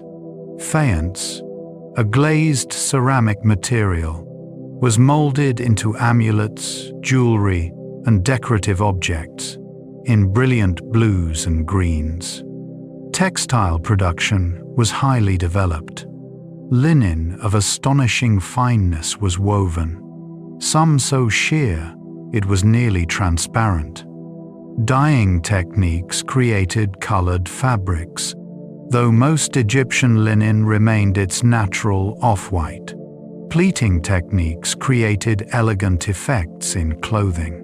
Engineering achievements are evident in the monuments, moving and placing stone blocks weighing tons, quarrying and transporting obelisks that were single pieces of granite weighing hundreds of tons, building massive temples and tombs. All required practical engineering knowledge passed down through generations of craftsmen and architects. Boat building was a crucial technology. Egyptian boats ranged from small papyrus reed rafts to large wooden ships capable of sea voyages. The absence of good timber in Egypt meant wood had to be imported, making large wooden ships luxury items. But the Egyptians became skilled boat builders, using advanced joinery techniques to construct vessels from short planks. Time measurement developed for religious and administrative purposes. Water clocks, vessels with measured markings that tracked time by the level of water dripping out, allowed timekeeping both day and night. Sundials measured daytime hours, using shadows cast by the sun. All this knowledge was empirical, learned through observation and experience rather than experimental science as we understand it. The Egyptians did not develop scientific theory or abstract mathematical proofs. They were practical, solving problems that arose in daily life and religious practice. But their practical knowledge was extensive and effective allowing them to create a sophisticated civilization that functioned successfully for thousands of years. The military and expansion. Egypt is often imagined as a peaceful civilization focused on religion and monuments. But military power was essential to its survival and prosperity. The pharaoh was a warrior king, expected to defend Egypt and expand its borders. Military campaigns brought wealth in tribute and captives, while military failures could destabilize the kingdom. Early Egypt relied on militia levies, farmers called to serve when needed. These part-time soldiers brought their own weapons and returned to their farms after campaigns. Officers came from the nobility, who trained in warfare as part of their education. This system worked adequately against neighbors like Nubia to the south and Libya to the west. As Egypt's ambitions grew during the New Kingdom, a professional military emerged. Standing armies included career soldiers who trained regularly. Specialist units formed: archers, spearmen, charioteers. Foreign mercenaries supplemented Egyptian troops, bringing different fighting styles and skills.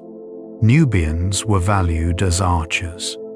Libyans and sea peoples served as infantry. Shardana warriors, possibly from Sardinia, became elite guards. The chariot revolutionized Egyptian warfare in the New Kingdom. Adopted from Western Asian peoples who had invaded Egypt during the Second Intermediate Period, chariots became the elite strike force of Egyptian armies. Light, fast vehicles drawn by 2 horses carried a driver and an archer or spearman. Chariot squadrons could maneuver rapidly, attacking enemy flanks or pursuing fleeing soldiers. Chariot warfare required extensive training. Drivers had to control horses at speed, while archers had to shoot accurately from a moving platform. The horses themselves needed training and care. Chariots required maintenance and repair.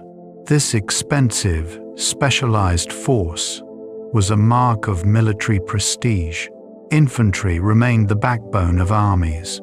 Soldiers fought with spears, axes, and swords, protected by large shields.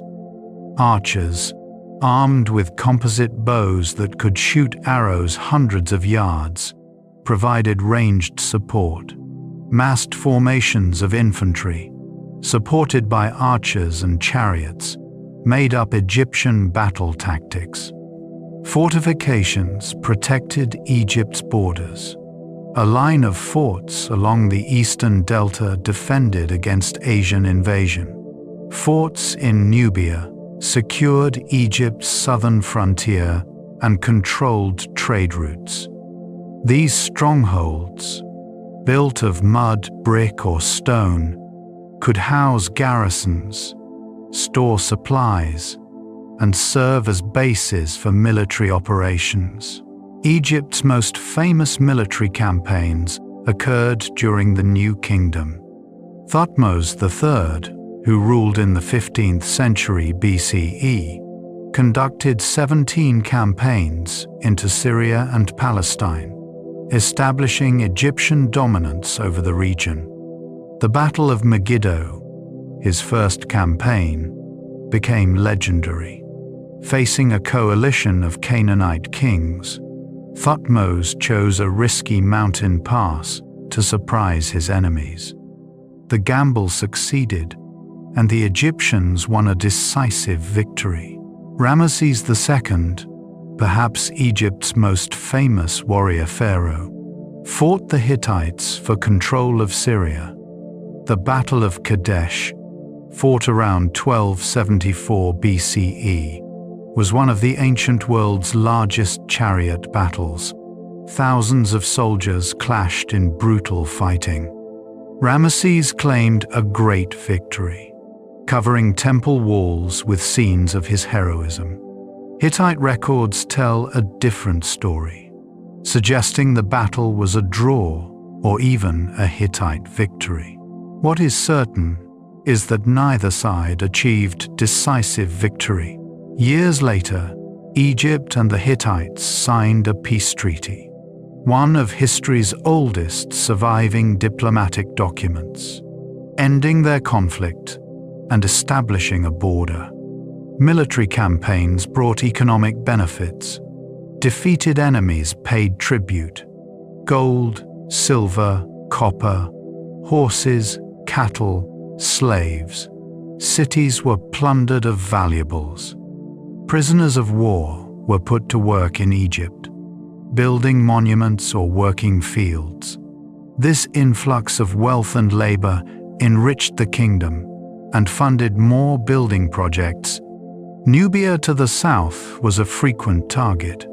Rich in gold and other resources, Nubia attracted repeated Egyptian invasions. Eventually, Egypt conquered Nubia and held it for centuries, extracting its wealth and imposing Egyptian culture. Nubian princes were brought to Egypt to be educated as Egyptians, ensuring their loyalty when they returned to rule their homelands as Egyptian vassals. Naval warfare existed, though less developed than land combat. Egypt built warships to patrol the Nile and defend coastal areas. Sea Peoples invasions in the 12th century BCE prompted naval battles, depicted in temple reliefs, showing Egyptian ships ramming enemy vessels and archers shooting from decks. Soldiers received payment in land grants and rations. Veterans were awarded plots of farmland, ensuring their loyalty and providing for their retirement. Officers received gold rewards for valor, prestigious honors depicted in their tomb decorations. Military service offered opportunities for advancement, especially for men from humble backgrounds who might distinguish themselves in battle. The pharaoh's role as military leader was central to kingship. Even if a pharaoh did not personally lead armies, he was depicted as warrior. Temple walls showed pharaohs smiting enemies, riding chariots into battle, returning victorious with captives. These scenes were partly propaganda, establishing the pharaoh as defender of Egypt and maintainer of cosmic order by defeating chaos in the form of foreign enemies. Warfare had a dark side. Prisoners were enslaved, separated from families, and put to hard labor. Defeated cities might be destroyed, populations killed or deported. The hieroglyphic sign for foreigner was a bound captive, revealing Egyptian attitudes toward those outside their civilization. While Egypt traded with neighbors and employed foreign mercenaries, there was a sense that only Egypt was truly civilized. Yet military power had limits. Egypt's army was formidable within its region but could not project power indefinitely. Supply lines stretched thin on distant campaigns. Subject peoples rebelled when Egyptian control weakened. Stronger enemies, like the Hittites, or later the Assyrians and Persians, could challenge Egyptian dominance. By the late period, Egypt increasingly relied on foreign mercenaries. Greek and Carian soldiers served Egyptian pharaohs. This reliance showed both Egypt's wealth, which could pay for these troops, and its declining native military strength. Eventually, foreign powers conquered Egypt, ending its independence first to Persians, then to Greeks, and finally to Romans. The military was always intertwined with religion. Before battle, priests sought divine favor through prayers and offerings. Victory was attributed to the god's support. Captured booty was dedicated to temples. The pharaoh's military success proved he maintained Maat and deserved the god's blessings. Defeat suggested divine disfavor, potentially threatening the pharaoh's legitimacy. Despite its warlike side, Egypt was not constantly at war. Long periods of peace allowed focus on building and culture. The military's purpose was defensive as much as aggressive, protecting the Nile Valley from invasion and maintaining order.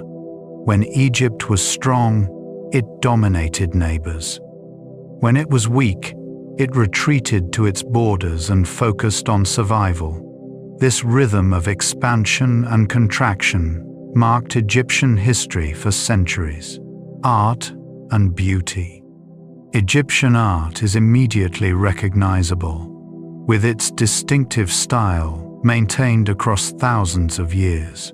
Figures shown in composite view, head and legs in profile, but torso frontal. Scenes arranged in horizontal registers, hierarchical scale with important figures larger than less important ones, vibrant colors preserved in tomb paintings.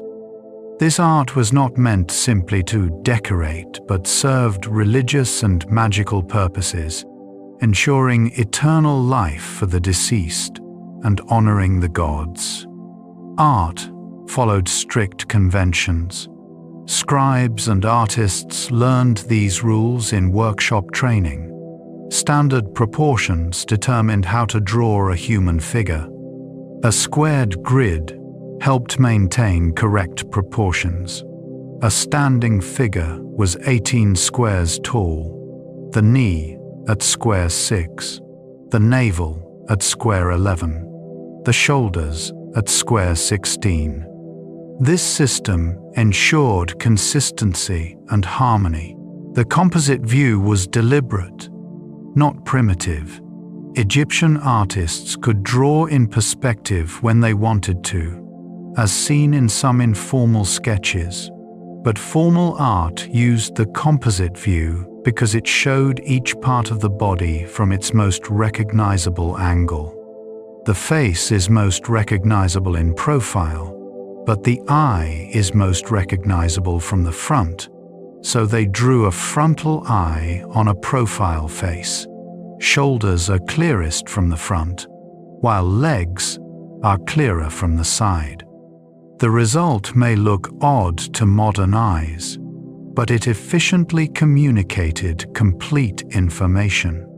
Colors had symbolic meanings. Gold represented the flesh of the gods, divine and eternal. Red suggested life and energy, but also chaos and desert.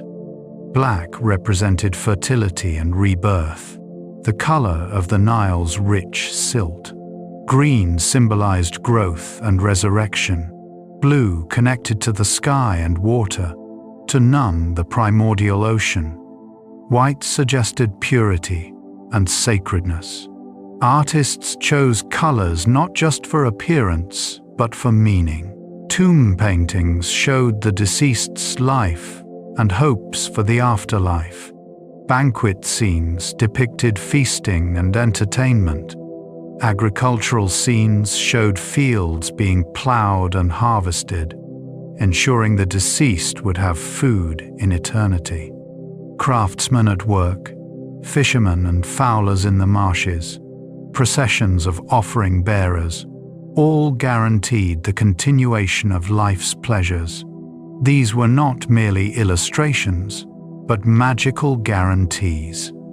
By showing something on the tomb wall, it became real in the afterlife. Sculptors created works of remarkable skill. Colossal statues like the seated figures of Ramesses II at Abu Simbel, each over 60 feet tall, carved from living rock, inspire awe. Delicate small sculptures in wood or ivory show incredible attention to detail. Portrait sculptures of pharaohs and nobles capture individual features while maintaining idealized beauty. Egyptian sculpture follows a principle of frontality. Statues look straight ahead, arms at sides or hands resting on knees. This formality conveys eternal stability. But within these conventions, sculptors showed great skill. The subtlety of facial modeling, the careful rendering of muscles and bones, the smooth polish of stone surfaces, all demonstrate mastery of their craft. The Egyptians worked with many materials. Limestone, relatively soft, was easy to carve and commonly used. Sandstone, also widespread in Egypt, served for large structures. Granite, extremely hard, was reserved for important works that needed to endure. Basalt, diorite, and quartzite were also used. Each stone had characteristics that sculptors learned to exploit. Wood was scarce and valuable in Egypt, but used for smaller sculptures and furniture. Craftsmen carved intricate details in wood, sometimes covering it with gold leaf or painting it brightly. Ivory from elephant tusks or hippopotamus teeth was carved into small, precious objects. Bronze was cast into statues of gods and animals. Gold, abundant from Nubian mines, was hammered into masks, jewelry, and decorative elements. Jewelry was art form and protective magic. Gold necklaces, bracelets, rings, earrings, and pectorals were worn by wealthy Egyptians. Inlaid with semi-precious stones, colored glass, and faience, these pieces combined beauty with symbolism. Amulets shaped like scarabs, the eye of Horus, the Ankh symbol of life, or various gods, offered magical protection. Even practical items, like mirrors or cosmetic containers, were beautifully crafted. Cosmetics were important to Egyptians of both sexes. Black eye paint, made from galena, lined eyes in the distinctive Egyptian style we recognize from art. Green eye paint, from malachite, was also used. These cosmetics had practical purposes, reducing glare from the bright sun and repelling flies, but also aesthetic and religious significance. Eyes were windows to the soul and deserved decoration and protection. Hairstyles and wigs were elaborate. Wealthy Egyptians often shaved their heads for cleanliness and wore wigs on formal occasions. These wigs, made from human hair or plant fibers, could be elaborately styled and decorated.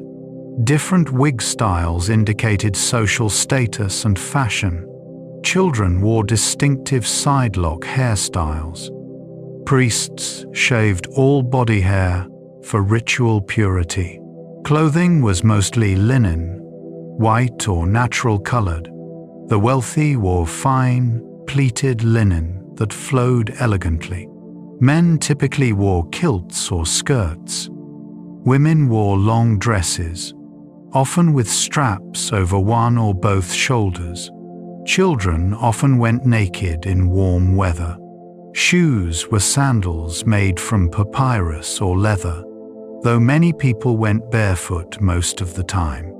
Fashion changed over time. Old Kingdom clothing was simple. Middle Kingdom styles became more elaborate. New Kingdom fashion featured pleated and draped garments of remarkable complexity, with flowing robes and elaborate accessories. Royal clothing incorporated gold thread, beadwork, and precious stones. Architecture was the grandest art form. Temples and tombs, built to last forever, showcased Egyptian aesthetics and engineering. Massive pylons at temple entrances, forests of columns in hypostyle halls, precise stone masonry fitted so tightly that a knife blade cannot slip between blocks, all demonstrated skill and dedication. Columns were not merely structural, but decorative. Papyrus columns had capitals shaped like papyrus flowers, open or closed. Lotus columns resembled the lotus flower. Palm columns imitated palm trees. These plant forms connected temples to creation mythology, evoking the primordial marsh from which life arose. Relief carvings covered temple walls, depicting religious rituals, pharaohs offering to gods, and mythological scenes. These reliefs were painted in bright colors, most now faded or lost. The few traces that remain suggest how vibrant temples must have been, every surface colored and detailed. Artists were not autonomous creators, but skilled craftsmen working for patrons. They followed templates and conventions, working in teams to complete large projects. Individual creativity existed within the system, but the goal was not innovation, but perfection of established forms.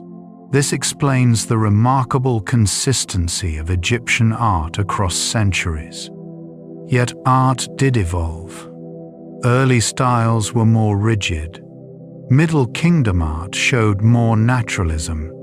The Amarna period under Akhenaten broke conventions radically, showing figures with unusual proportions, relaxed poses, and intimate family scenes never depicted before. After Akhenaten, art returned to traditional forms, but retained some naturalistic influences.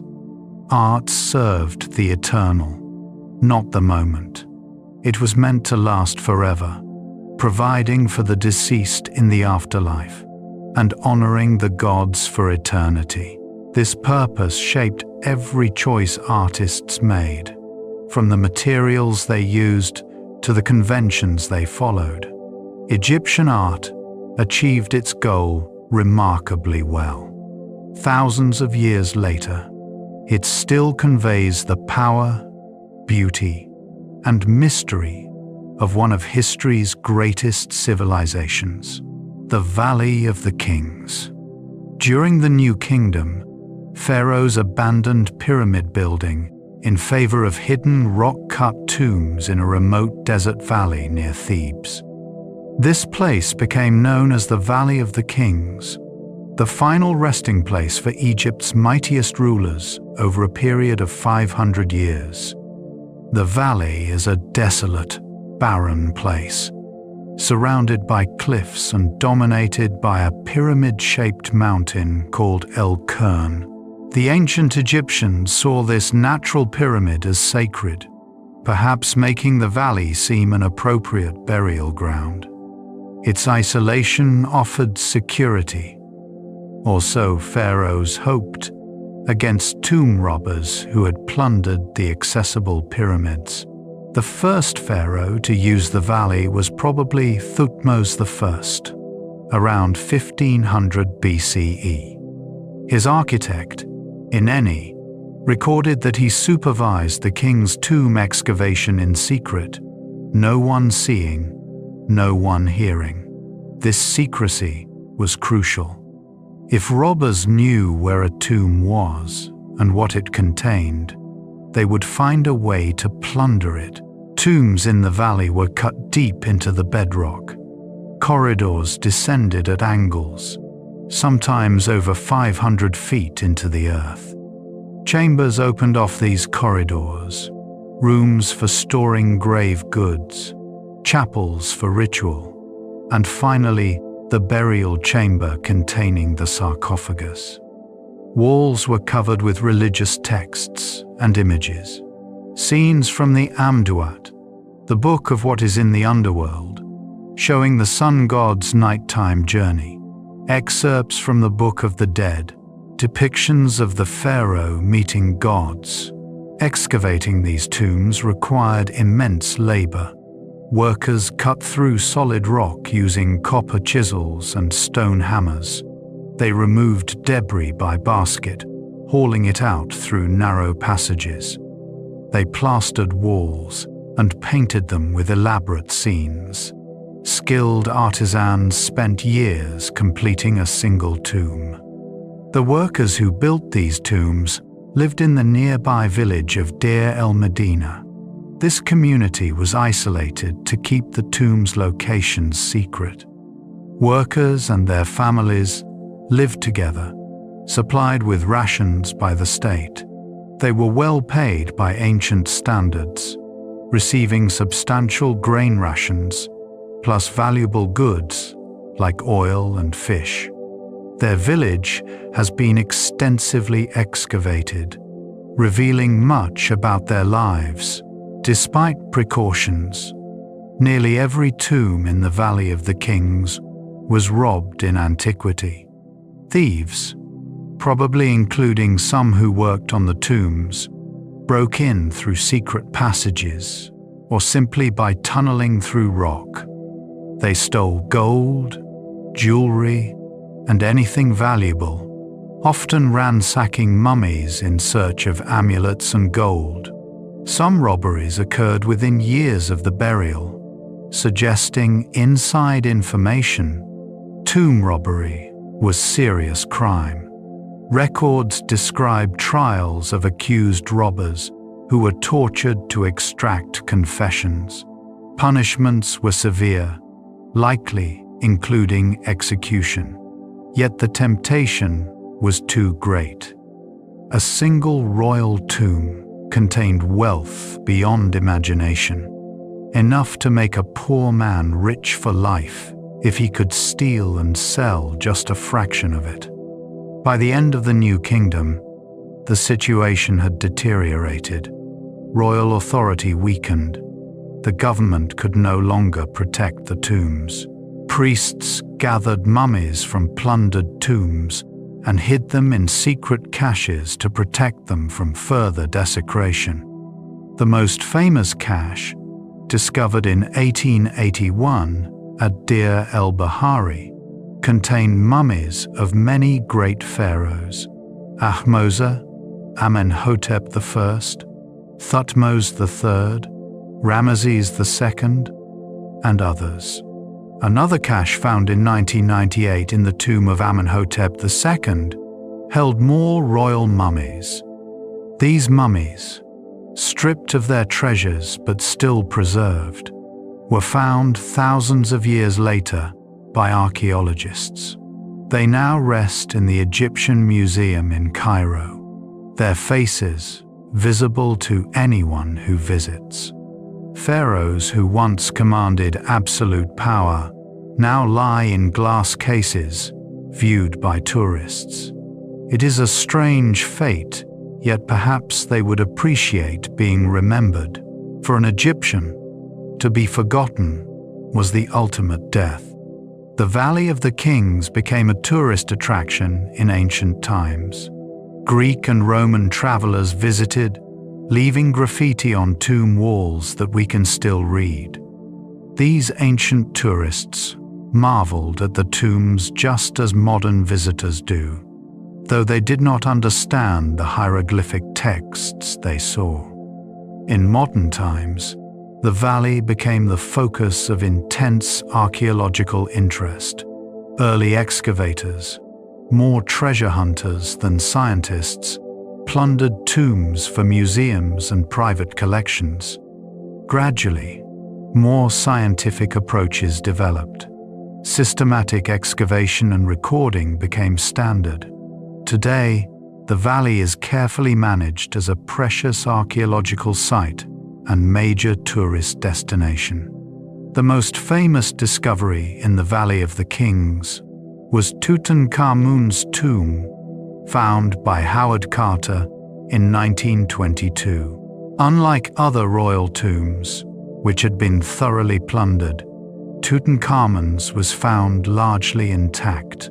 The discovery caused a worldwide sensation. Carter's search had lasted years, funded by Lord Carnarvon, an English aristocrat fascinated by Egypt. On the verge of giving up, Carter found a step cut into the bedrock, hidden under debris from another tomb. More steps led down to a sealed doorway bearing Tutankhamun's name. Carter broke a small hole in the door and peered inside by candlelight. When Carnarvon asked if he could see anything, Carter replied with words that became famous. "Yes, wonderful things." The tomb contained 4 chambers packed with treasures: gold chariots, furniture, weapons, clothing, jewelry, chests full of objects, everything the young king might need in the afterlife. In the burial chamber, 3 nested coffins held the mummy. The innermost coffin, made of solid gold weighing over 200 pounds. The mummy's head was covered with a golden death mask, perhaps the most iconic image of ancient Egypt. The young pharaoh's idealized face gazing serenely into eternity. Clearing the tomb took Carter nearly 10 years. Every object had to be carefully documented, preserved, and removed. Many items were fragile, having lain untouched for over 3,000 years. Carter's meticulous work set new standards for archaeological excavation and recording. The treasures were eventually housed in the Egyptian Museum in Cairo, where they drew massive crowds.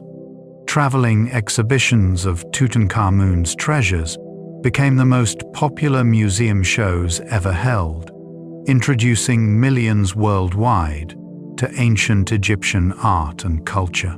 The King Tut phenomenon made Egyptology mainstream, inspiring new generations to study the ancient world. Ironically, Tutankhamun was a minor pharaoh who died young, around 18 years old, after a short reign. He is famous today only because his tomb survived relatively intact.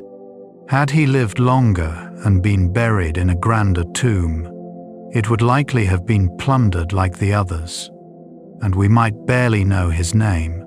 Sometimes history's accidents determine what we remember. The Valley of the Kings continues to reveal secrets. In recent decades, new tombs and chambers have been discovered using modern technology, like ground-penetrating radar. Some suspect that more tombs remain hidden, perhaps including that of Ankhesenamun, Tutankhamun's queen, or other royal burials not yet found. The valley is also threatened. Tourism, while economically important, damages the fragile paintings and structures. Humidity from visitors' breath deteriorates wall paintings.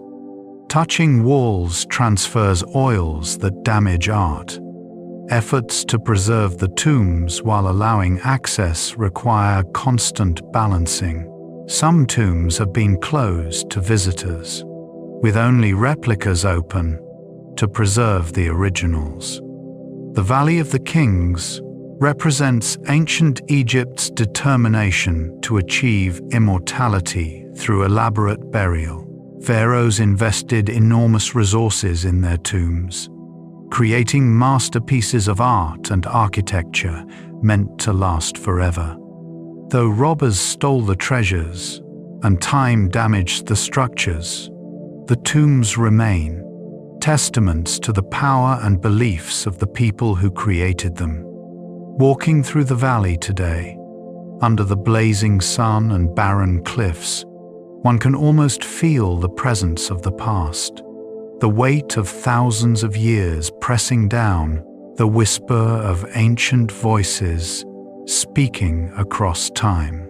The Ptolemies and Cleopatra.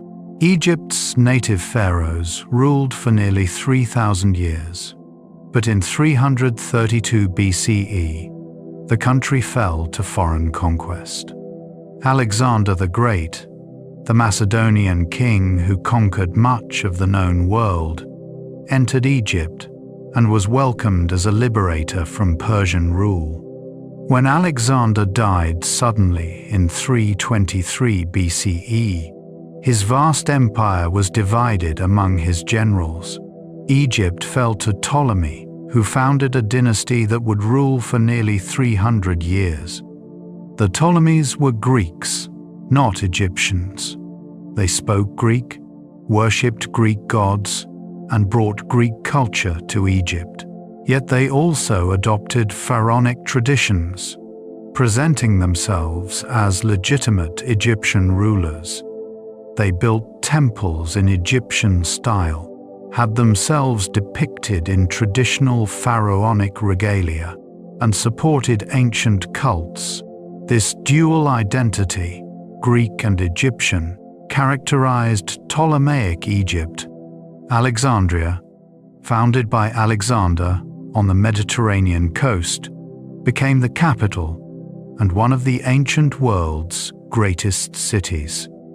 It was thoroughly Greek in character, with magnificent public buildings, theaters, gymnasiums, and temples. The Great Library of Alexandria, established under the early Ptolemies, aimed to collect all the world's knowledge. Scholars from across the Mediterranean came to study there, making Alexandria a center of learning and culture. The Lighthouse of Alexandria, one of the 7 wonders of the ancient world, stood over 400 feet tall, guiding ships into the busy harbor. This engineering marvel, like the library, symbolized the Ptolemies' ambition and wealth. Egypt's agricultural richness made it the Mediterranean's breadbasket, and the Ptolemies exploited this wealth to fund their grand projects. Greek settlers came to Egypt, receiving land grants and administrative positions.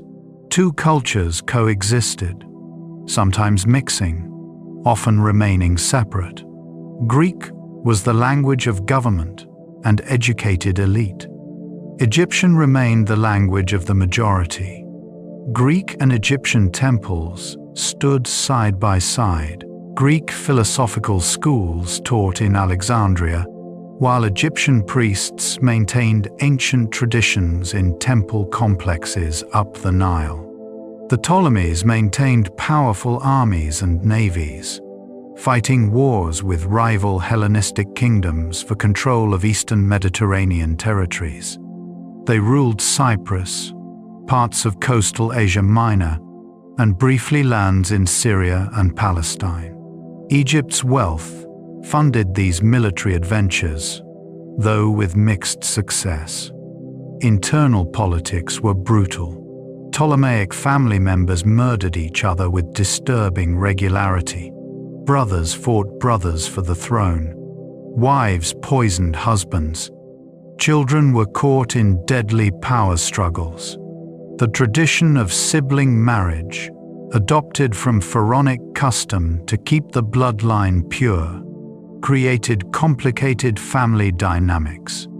Ptolemaic queens were often powerful figures, ruling alongside or sometimes over their royal husbands and brothers.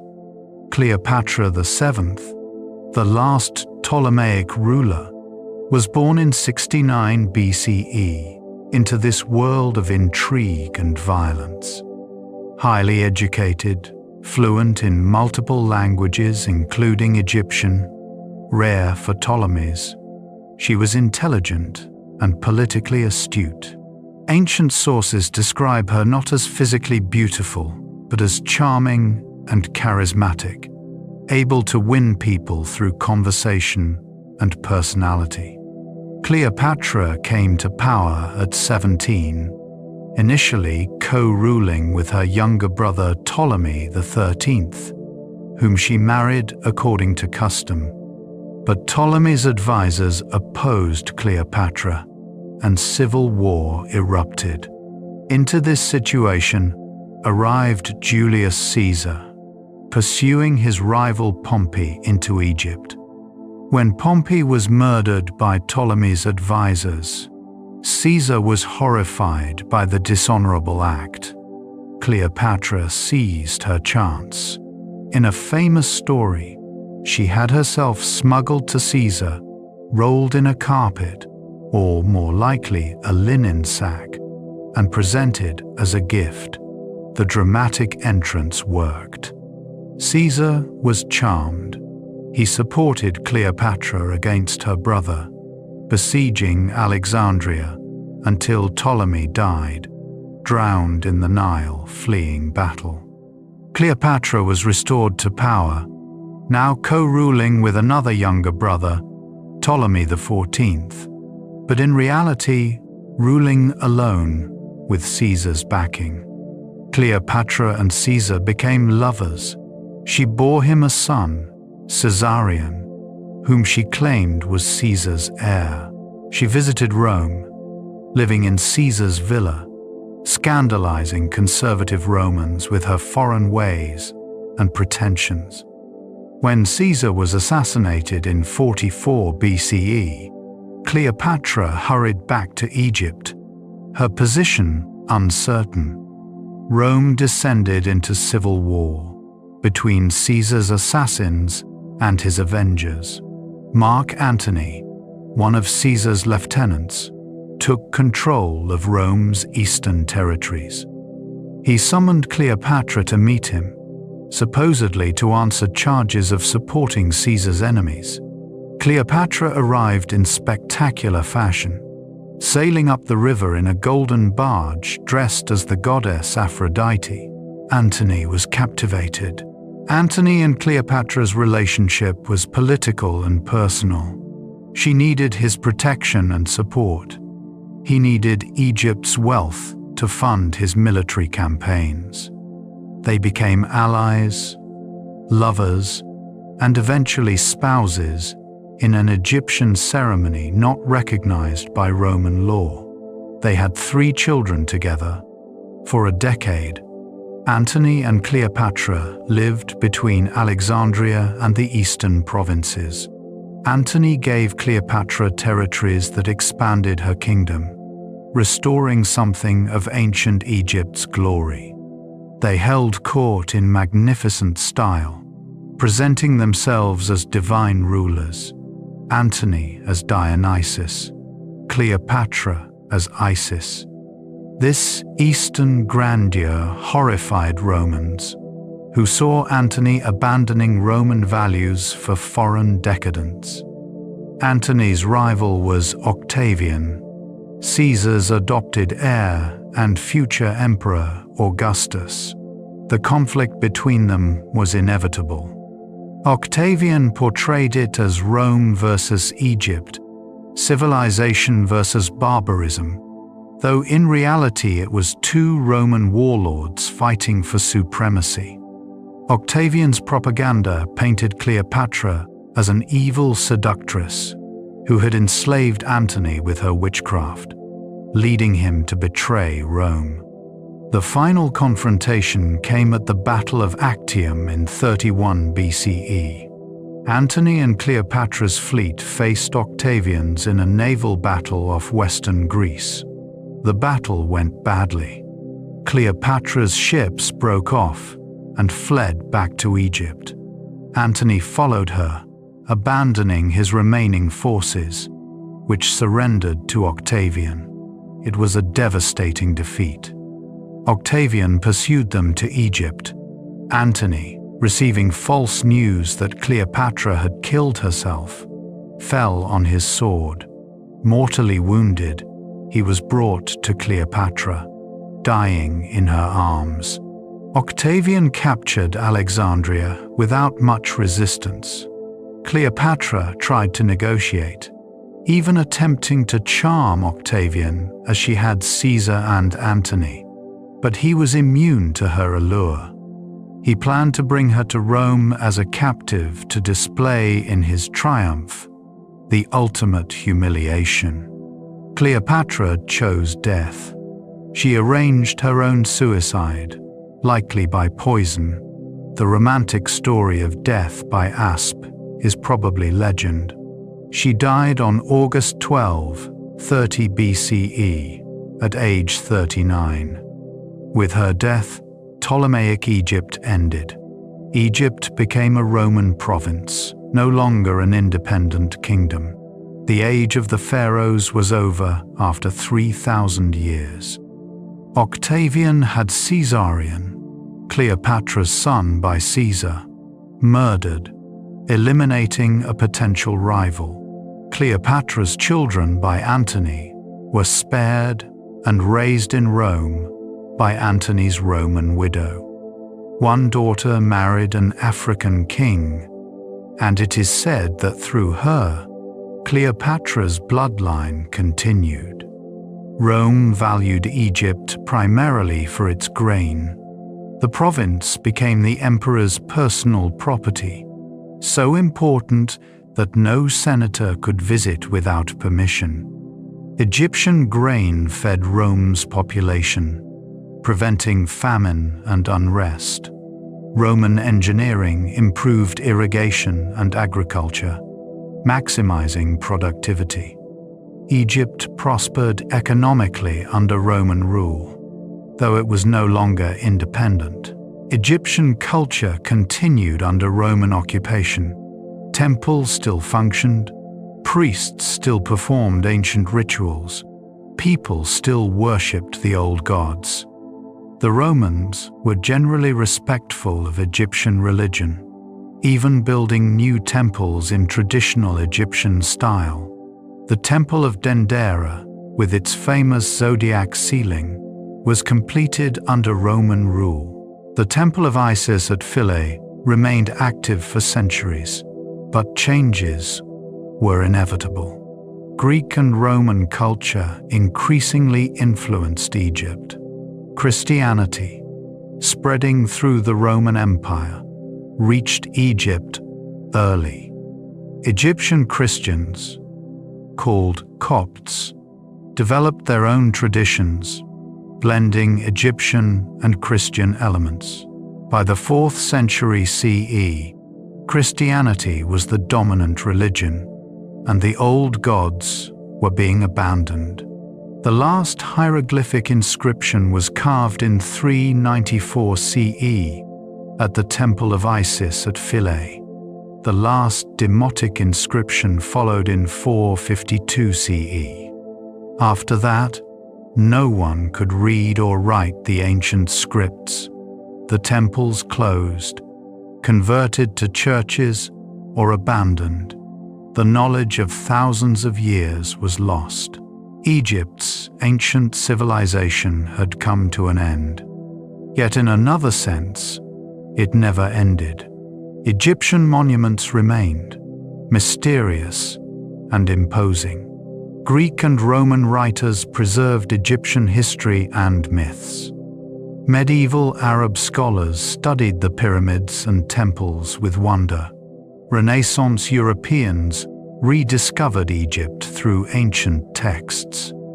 Napoleon's expedition to Egypt in 1798 brought scholars who documented monuments and artifacts, sparking modern Egyptology. The Rosetta Stone, found during Napoleon's expedition, eventually unlocked hieroglyphics, allowing modern scholars to read ancient Egyptian texts.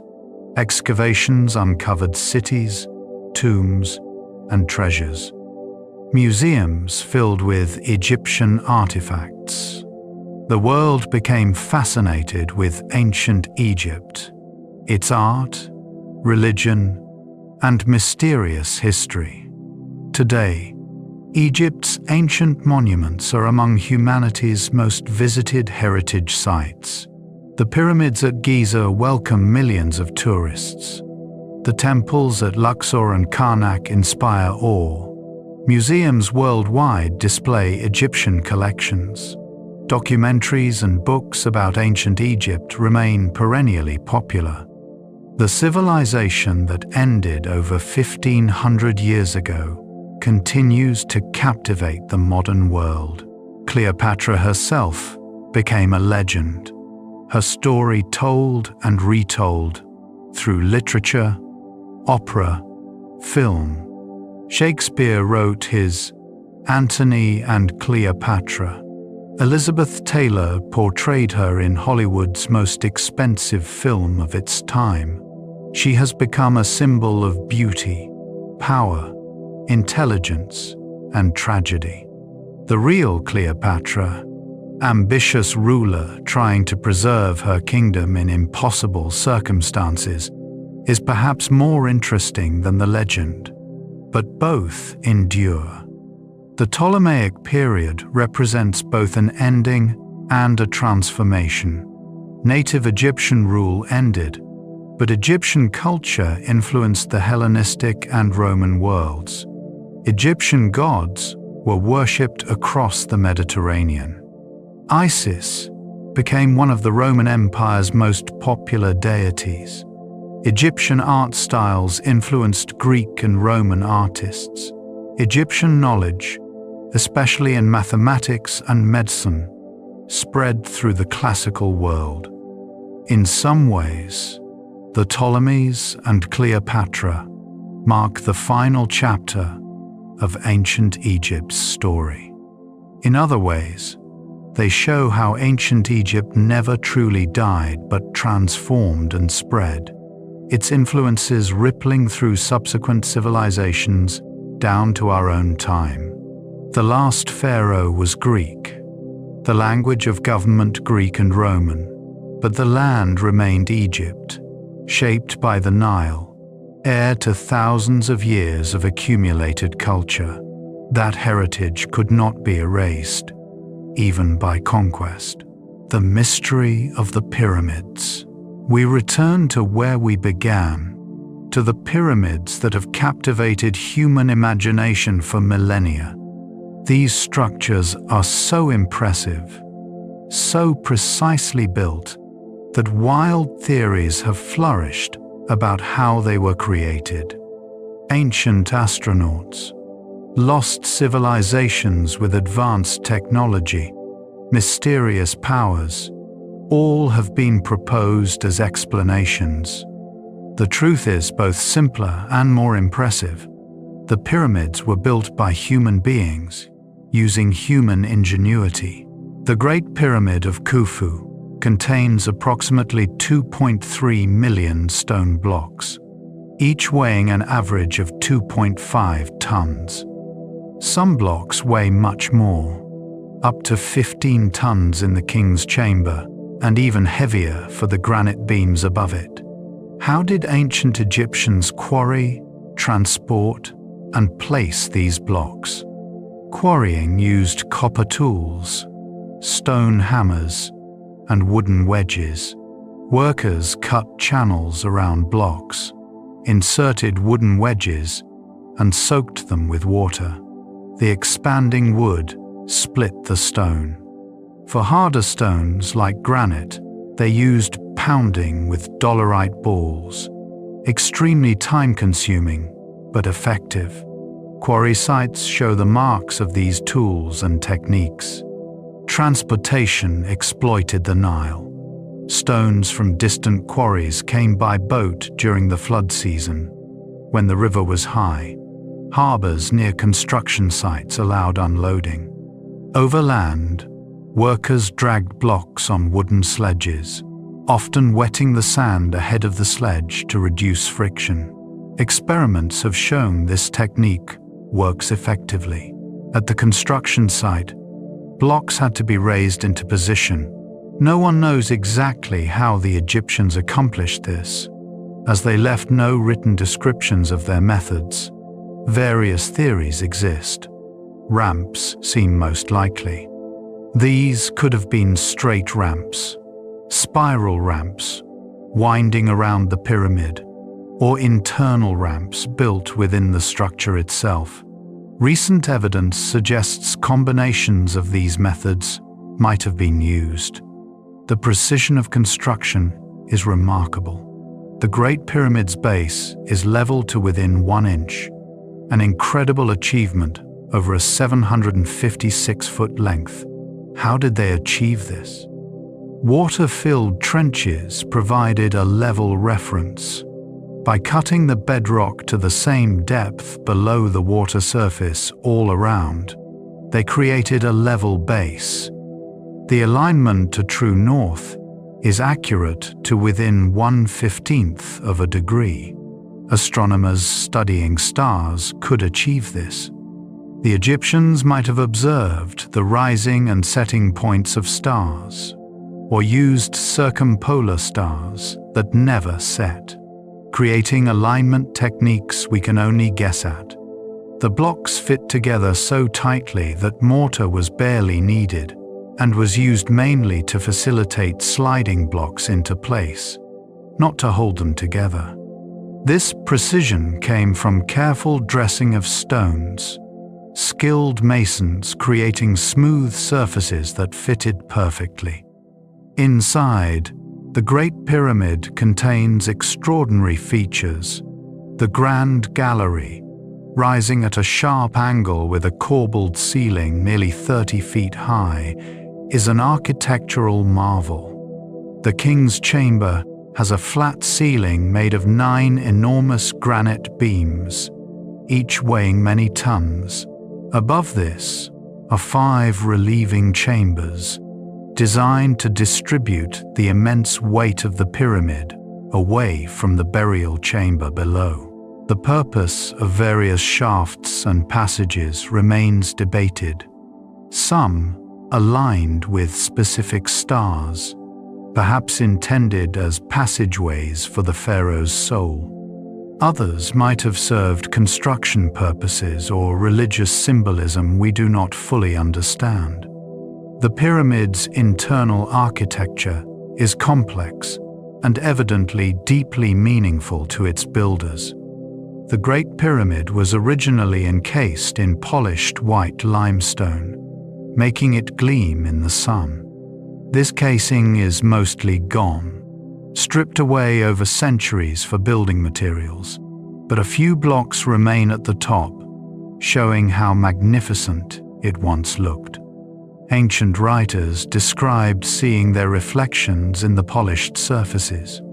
The pyramid was crowned with a pyramidion, probably gilded, completing the structure. Surrounding the pyramid was a complex of smaller pyramids for queens, boat pits containing dismantled boats, perhaps for the pharaoh's journey to the afterlife, a mortuary temple, and a causeway leading to a valley temple near the Nile. The whole complex served the pharaoh's afterlife needs. The construction timeline is debated. Traditional estimates suggest 20 to 23 years to build the Great Pyramid. This seems impossibly fast given the number of blocks, but the math works if enough workers labored simultaneously. During the flood season, when farming stopped, perhaps 20 to 30,000 workers were available. They could have placed the necessary number of blocks per day, especially in the early years when the pyramid was low, and blocks did not need to be raised high. Workers' villages near the pyramids have been excavated. These show how laborers were housed and fed. Enormous bakeries produced bread, breweries made beer, butchers processed cattle, sheep, and fish. The logistics of feeding and managing tens of thousands of workers required sophisticated organization. The social organization this implies is as impressive as the engineering. Someone had to plan the work, coordinate teams, ensure supplies arrived on time, resolve disputes, and maintain morale. This required bureaucracy, record-keeping, and management skills we sometimes forget ancient peoples possessed.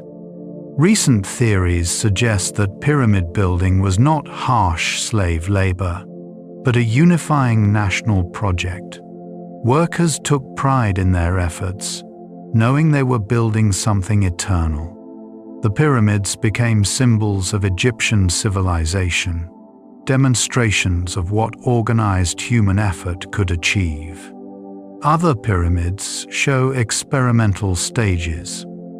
The bent pyramid at Dashur changes angle partway up, perhaps because the builders feared the original steep angle was unstable. The red pyramid, also at Dashur, uses the shallower angle throughout, learning from the bent pyramid's problems. These show trial and error, learning from experience, adapting techniques. Not all pyramids survived intact. Many have collapsed or deteriorated into rubble mounds. The pyramids at Giza survived because they were well built and made of solid stone, but also because they became tourist attractions early, giving people incentive to preserve them. Pyramids in more remote locations were quarried for stone, their facing blocks and even core stones removed for later building projects. Modern technology confirms the pyramid's precision while deepening mysteries. Ground-penetrating radar and cosmic ray muons have scanned pyramid interiors, searching for hidden chambers. Some anomalies have been detected, suggesting possible voids, but investigations are ongoing. Perhaps more rooms await discovery, perhaps not. The pyramids have survived wars, earthquakes, weathering, and millennia of human activity. They remain monuments to human achievement, testaments to what ancient peoples accomplished with simple tools, muscle power, and brilliant minds. They inspire us still, reminding us that our ancestors were not primitive but capable of extraordinary things. Standing before the Great Pyramid, it is easy to feel small. This enormous pile of stone, arranged with mathematical precision, built 4,500 years ago, transcends individual human life. The men who built it knew they were creating something that would outlast them, their children, and countless generations. They succeeded. The pyramid remains, and through it, so do they. The Nile today and Egypt's legacy. The Nile still flows through Egypt, still flooding, though now controlled by modern dams, still giving life to the desert. Modern Egypt occupies the same land as ancient Egypt, and Egyptians today are descended from ancient Egyptians, though mixed with Greeks, Romans, Arabs, and others who came over the centuries. The Aswan High Dam, built in the 1960s, controls the Nile's flood. This brings benefits: reliable water for irrigation, hydroelectric power, protection from catastrophic floods. But it also means that the annual silt deposition has stopped. Farmers now need chemical fertilizers. The Nile Delta is eroding without constant replenishment of sediment. Lake Nasser, the enormous reservoir behind the dam, covers what was once Nubia, submerging ancient sites and displacing populations. Before the dam was completed, UNESCO organized a massive international effort to save Nubia's monuments. The temples at Abu Simbel, carved into a cliff face by Ramesses II, were cut into blocks and reassembled on higher ground, a modern engineering feat rivaling the ancient construction. Other temples were similarly saved or moved to museums. Not everything could be rescued, and much Nubian heritage was lost beneath the lake's waters. Modern Egypt faces challenges. A rapidly growing population strains resources. Most Egyptians still live along the Nile, crowded into a narrow green strip in a vast desert country. Cairo, one of the world's most populous cities, spreads across what were once farmlands and even encroaches on ancient sites. The pyramids at Giza now have suburbs practically touching them. Tourism is crucial to Egypt's economy. Millions visit each year to see the pyramids, temples, and museums. This brings income and international attention, but also threatens the monuments. Managing tourism to preserve sites while allowing access is an ongoing challenge. Some tombs are closed to protect them, with replicas opened instead. Political instability has sometimes disrupted tourism. Economic difficulties make preservation and archaeological work harder. Yet Egypt continues to protect and study its heritage. Egyptian archaeologists, trained at universities in Egypt and abroad, lead excavations and manage antiquities. The field is no longer dominated by foreigners as it once was. New discoveries continue. In recent years, archaeologists have found new tombs, uncovered lost cities, and revealed new insights into ancient life. Ground-penetrating radar and satellite imagery help locate buried structures. DNA analysis of mummies reveals family relationships and disease. Computer modeling reconstructs ancient buildings and tests theories about construction methods. The Egyptian language survives in Coptic, used liturgically by Egypt's Christian minority. Though Coptic is no longer a spoken everyday language, it preserves ancient Egyptian in modified form. Scholars study Coptic to better understand ancient Egyptian grammar and vocabulary. Egyptian museums house incredible collections. The Egyptian Museum in Cairo contains treasures beyond counting, including Tutankhamun's gold and countless other artifacts. The new Grand Egyptian Museum, near the pyramids, will be one of the world's largest museums dedicated to a single civilization. It will provide better facilities for displaying and preserving Egypt's heritage. Egypt's influence on world culture is immeasurable.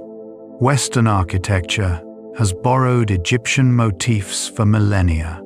Obelisks stand in cities worldwide, transported from Egypt or created as imitations. Art movements have drawn inspiration from Egyptian aesthetics. The fascination with Egyptian mythology and religion appears in countless books, films, and games. The concept of monumental architecture, buildings meant to last forever, owes much to Egypt. The idea that rulers should create lasting legacies through construction, that societies should invest resources in permanent structures. These ideas resonated with later civilizations who saw Egypt's enduring monuments. Egyptian contributions to mathematics, medicine, and astronomy, while later surpassed, were important steps in human knowledge. The Egyptian calendar influenced the Julian calendar, and through it our modern Gregorian calendar. Egyptian medical texts influenced Greek medicine, which influenced Islamic and European medicine. The chain of knowledge transmission passes through Egypt. Perhaps most importantly, Egypt shows what human civilization can achieve. In the ancient world, Egypt represented stability, prosperity, and cultural achievement. It demonstrated that organized societies could create wonders preserve knowledge and endure for thousands of years. It showed that humans could build not just for survival, but for beauty, meaning, and eternity.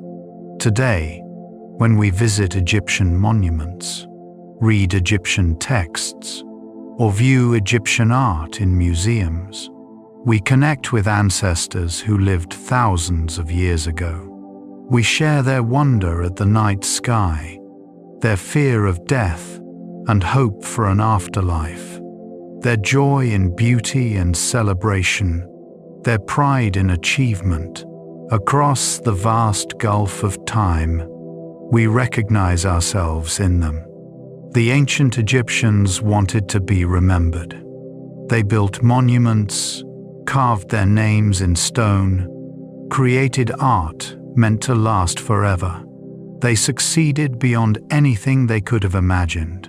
Not only are they remembered, but they are studied, admired, and visited by millions. Their civilization, though long vanished as a living culture, remains vibrantly present in human consciousness. When the last ancient Egyptian died, when the final hieroglyph was carved, when the temples finally closed and the old gods were abandoned, it must have seemed like an ending. In a sense, it was. But the monuments remained. The knowledge, though temporarily lost, was recoverable. The achievements could still inspire. Egypt did not truly die. It transformed into heritage, into history, into a civilization that belongs not just to Egyptians, but to all humanity. Closing reflections. And so we come to the end of our journey through ancient Egypt. We have walked beside the Nile, stood before the pyramids, entered painted tombs, and glimpsed the lives of farmers and pharaohs, priests and craftsmen, queens and conquerors. Ancient Egypt was a civilization of extraordinary longevity and achievement. For 3,000 years, along the banks of one river, people built a culture that created monuments for eternity. They developed writing, mathematics, medicine, and art. They worshipped gods who explained their world. They prepared elaborate for death, believing firmly in continued existence beyond this life. They were not primitive ancients fumbling in the dark. They were intelligent, capable people who solved complex problems, organized massive projects, created beauty, and sought meaning in their existence. They laughed, loved, worried, hoped, and dreamed much as we do. Their monuments remain, weathered but standing. The pyramids still dominate the desert skyline. Temples still shelter carved gods and painted prayers. Mummies still rest in museum cases, their preserved faces gazing across millennia. The Nile still flows, eternal and life-giving. What can ancient Egypt teach us?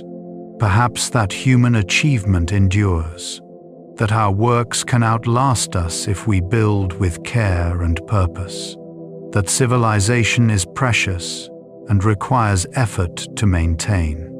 That beauty and meaning matter, not just survival, that our connection to the past enriches our understanding of ourselves. When we stand before a pyramid, or gaze at a tomb painting, or read an ancient poem, we touch eternity. We connect with people long vanished, who nevertheless remain present through what they created. Their voices speak across time through hieroglyphic inscriptions. Their hands shape the stones we see. Their minds conceived the monuments we admire. They believed in eternal life after death, in continuing existence if the proper preparations were made. In a way, they achieved it. Not in the magical afterlife they envisioned, perhaps, but in cultural immortality. They live on in memory, in monuments, in the heritage they left. Their names are still spoken, their achievements still celebrated. By their own measure, they succeeded. As you rest here, let the images of ancient Egypt drift through your mind. Picture the sun rising over the desert, gilding pyramid peaks with golden light. See the Nile flowing serenely between green fields. Imagine temple columns rising toward painted ceilings, creating forests of stone. Envision scribes bent over papyrus, carefully forming hieroglyphs. Think of farmers working flooded fields, of children playing in the shade, of priests chanting in candle-lit sanctuaries. Feel the continuity of human experience across time. Those ancient people felt hot sun on their skin as you do. They watched stars wheel overhead on clear nights. They knew love and loss, joy and sorrow, hope and fear. They looked at the same moon, walked on the same earth, wondered about the same mysteries of existence and death. Their civilization has ended, but its echoes remain. In museums and monuments, in books and documentaries, in our collective memory, ancient Egypt endures. The land that gave rise to one of humanity's greatest civilizations still exists. The river still flows. The desert still stretches to the horizon. And the monuments still stand, testaments to what humans can accomplish when we dream of eternity. Let these images comfort you as you drift towards sleep. The ancient Egyptians believed in order, in Maat, the cosmic balance that keeps chaos at bay. They worked to maintain that order through ritual, through justice, through right action. Perhaps there is wisdom in that, a recognition that we must each work to create and maintain what is good and true and beautiful. As the ancient Egyptians sought eternal life, they also celebrated mortal life. Their tomb paintings show banquets and gardens, music and dancing, all the pleasures of earthly existence that they hope to continue enjoying forever. They remind us to appreciate what we have, to find joy in simple things, to celebrate life even as we acknowledge its brevity. The stars above ancient Egypt were the same stars that shine tonight. The sun that warmed Egyptian fields is the sun that warms us. The moon that marked their months marks ours. We are connected to them through the unchanging cycles of nature, through the shared experience of being human, through the universal questions we all ask about life, death, and meaning. Now, as your breathing slows and your thoughts begin to drift, imagine yourself in ancient Egypt. Perhaps you are floating on the Nile in a small boat, watching the sunset paint the water gold and pink. Palm trees line the shore. Birds call in the reeds. The current carries you gently along, and there is nowhere you need to be, nothing you need to do. Or perhaps you are resting in a garden, cool and green, with a pool of water reflecting the sky. Flowers perfume the air. Somewhere, musicians play soft melodies on flutes and harps. All is peaceful, all is well. Let ancient Egypt's timeless quality soothe you. A civilization that lasted 3,000 years reminds us that some things endure, that patience and persistence matter, that we are part of something larger than ourselves. Our individual lives are brief, but we are connected to the whole human story, stretching from the distant past into the unknown future. The ancient Egyptians understood impermanence, even as they built for permanence. They knew that individuals die, but that civilization continues. They carved their names hoping to be remembered, and we remember them. They created beauty hoping it would last, and it has lasted. They searched for meaning in their lives, and that search itself gives their lives meaning still. As you settle into sleep, carry with you the gifts of ancient Egypt, the reminder that humans can create wonders, the comfort of rituals and rhythms that connect us to something beyond ourselves, the hope that we can leave something good behind, the knowledge that we are part of an ancient and continuing story. The pharaohs sleep in their museums and tombs. The priests have performed their last rituals. The scribes have written their final hieroglyphs. The civilization has passed into history, but the monuments remain. The knowledge survives. The inspiration continues. And now, you too can rest, peaceful and calm, letting thousands of years of Egyptian wisdom watch over you. The same moon that guided ancient travelers can guide you into gentle dreams. The same stars that the Egyptians mapped and mythologized shine down on you. The same mysteries of sleep and dreams that they contemplated await you. Sleep well, knowing that you are part of the human story that ancient Egypt helped write. Rest in the peace that comes from connecting with something timeless. Drift into dreams, perhaps, touched by the magic and mystery of the land of the pharaohs. Good night.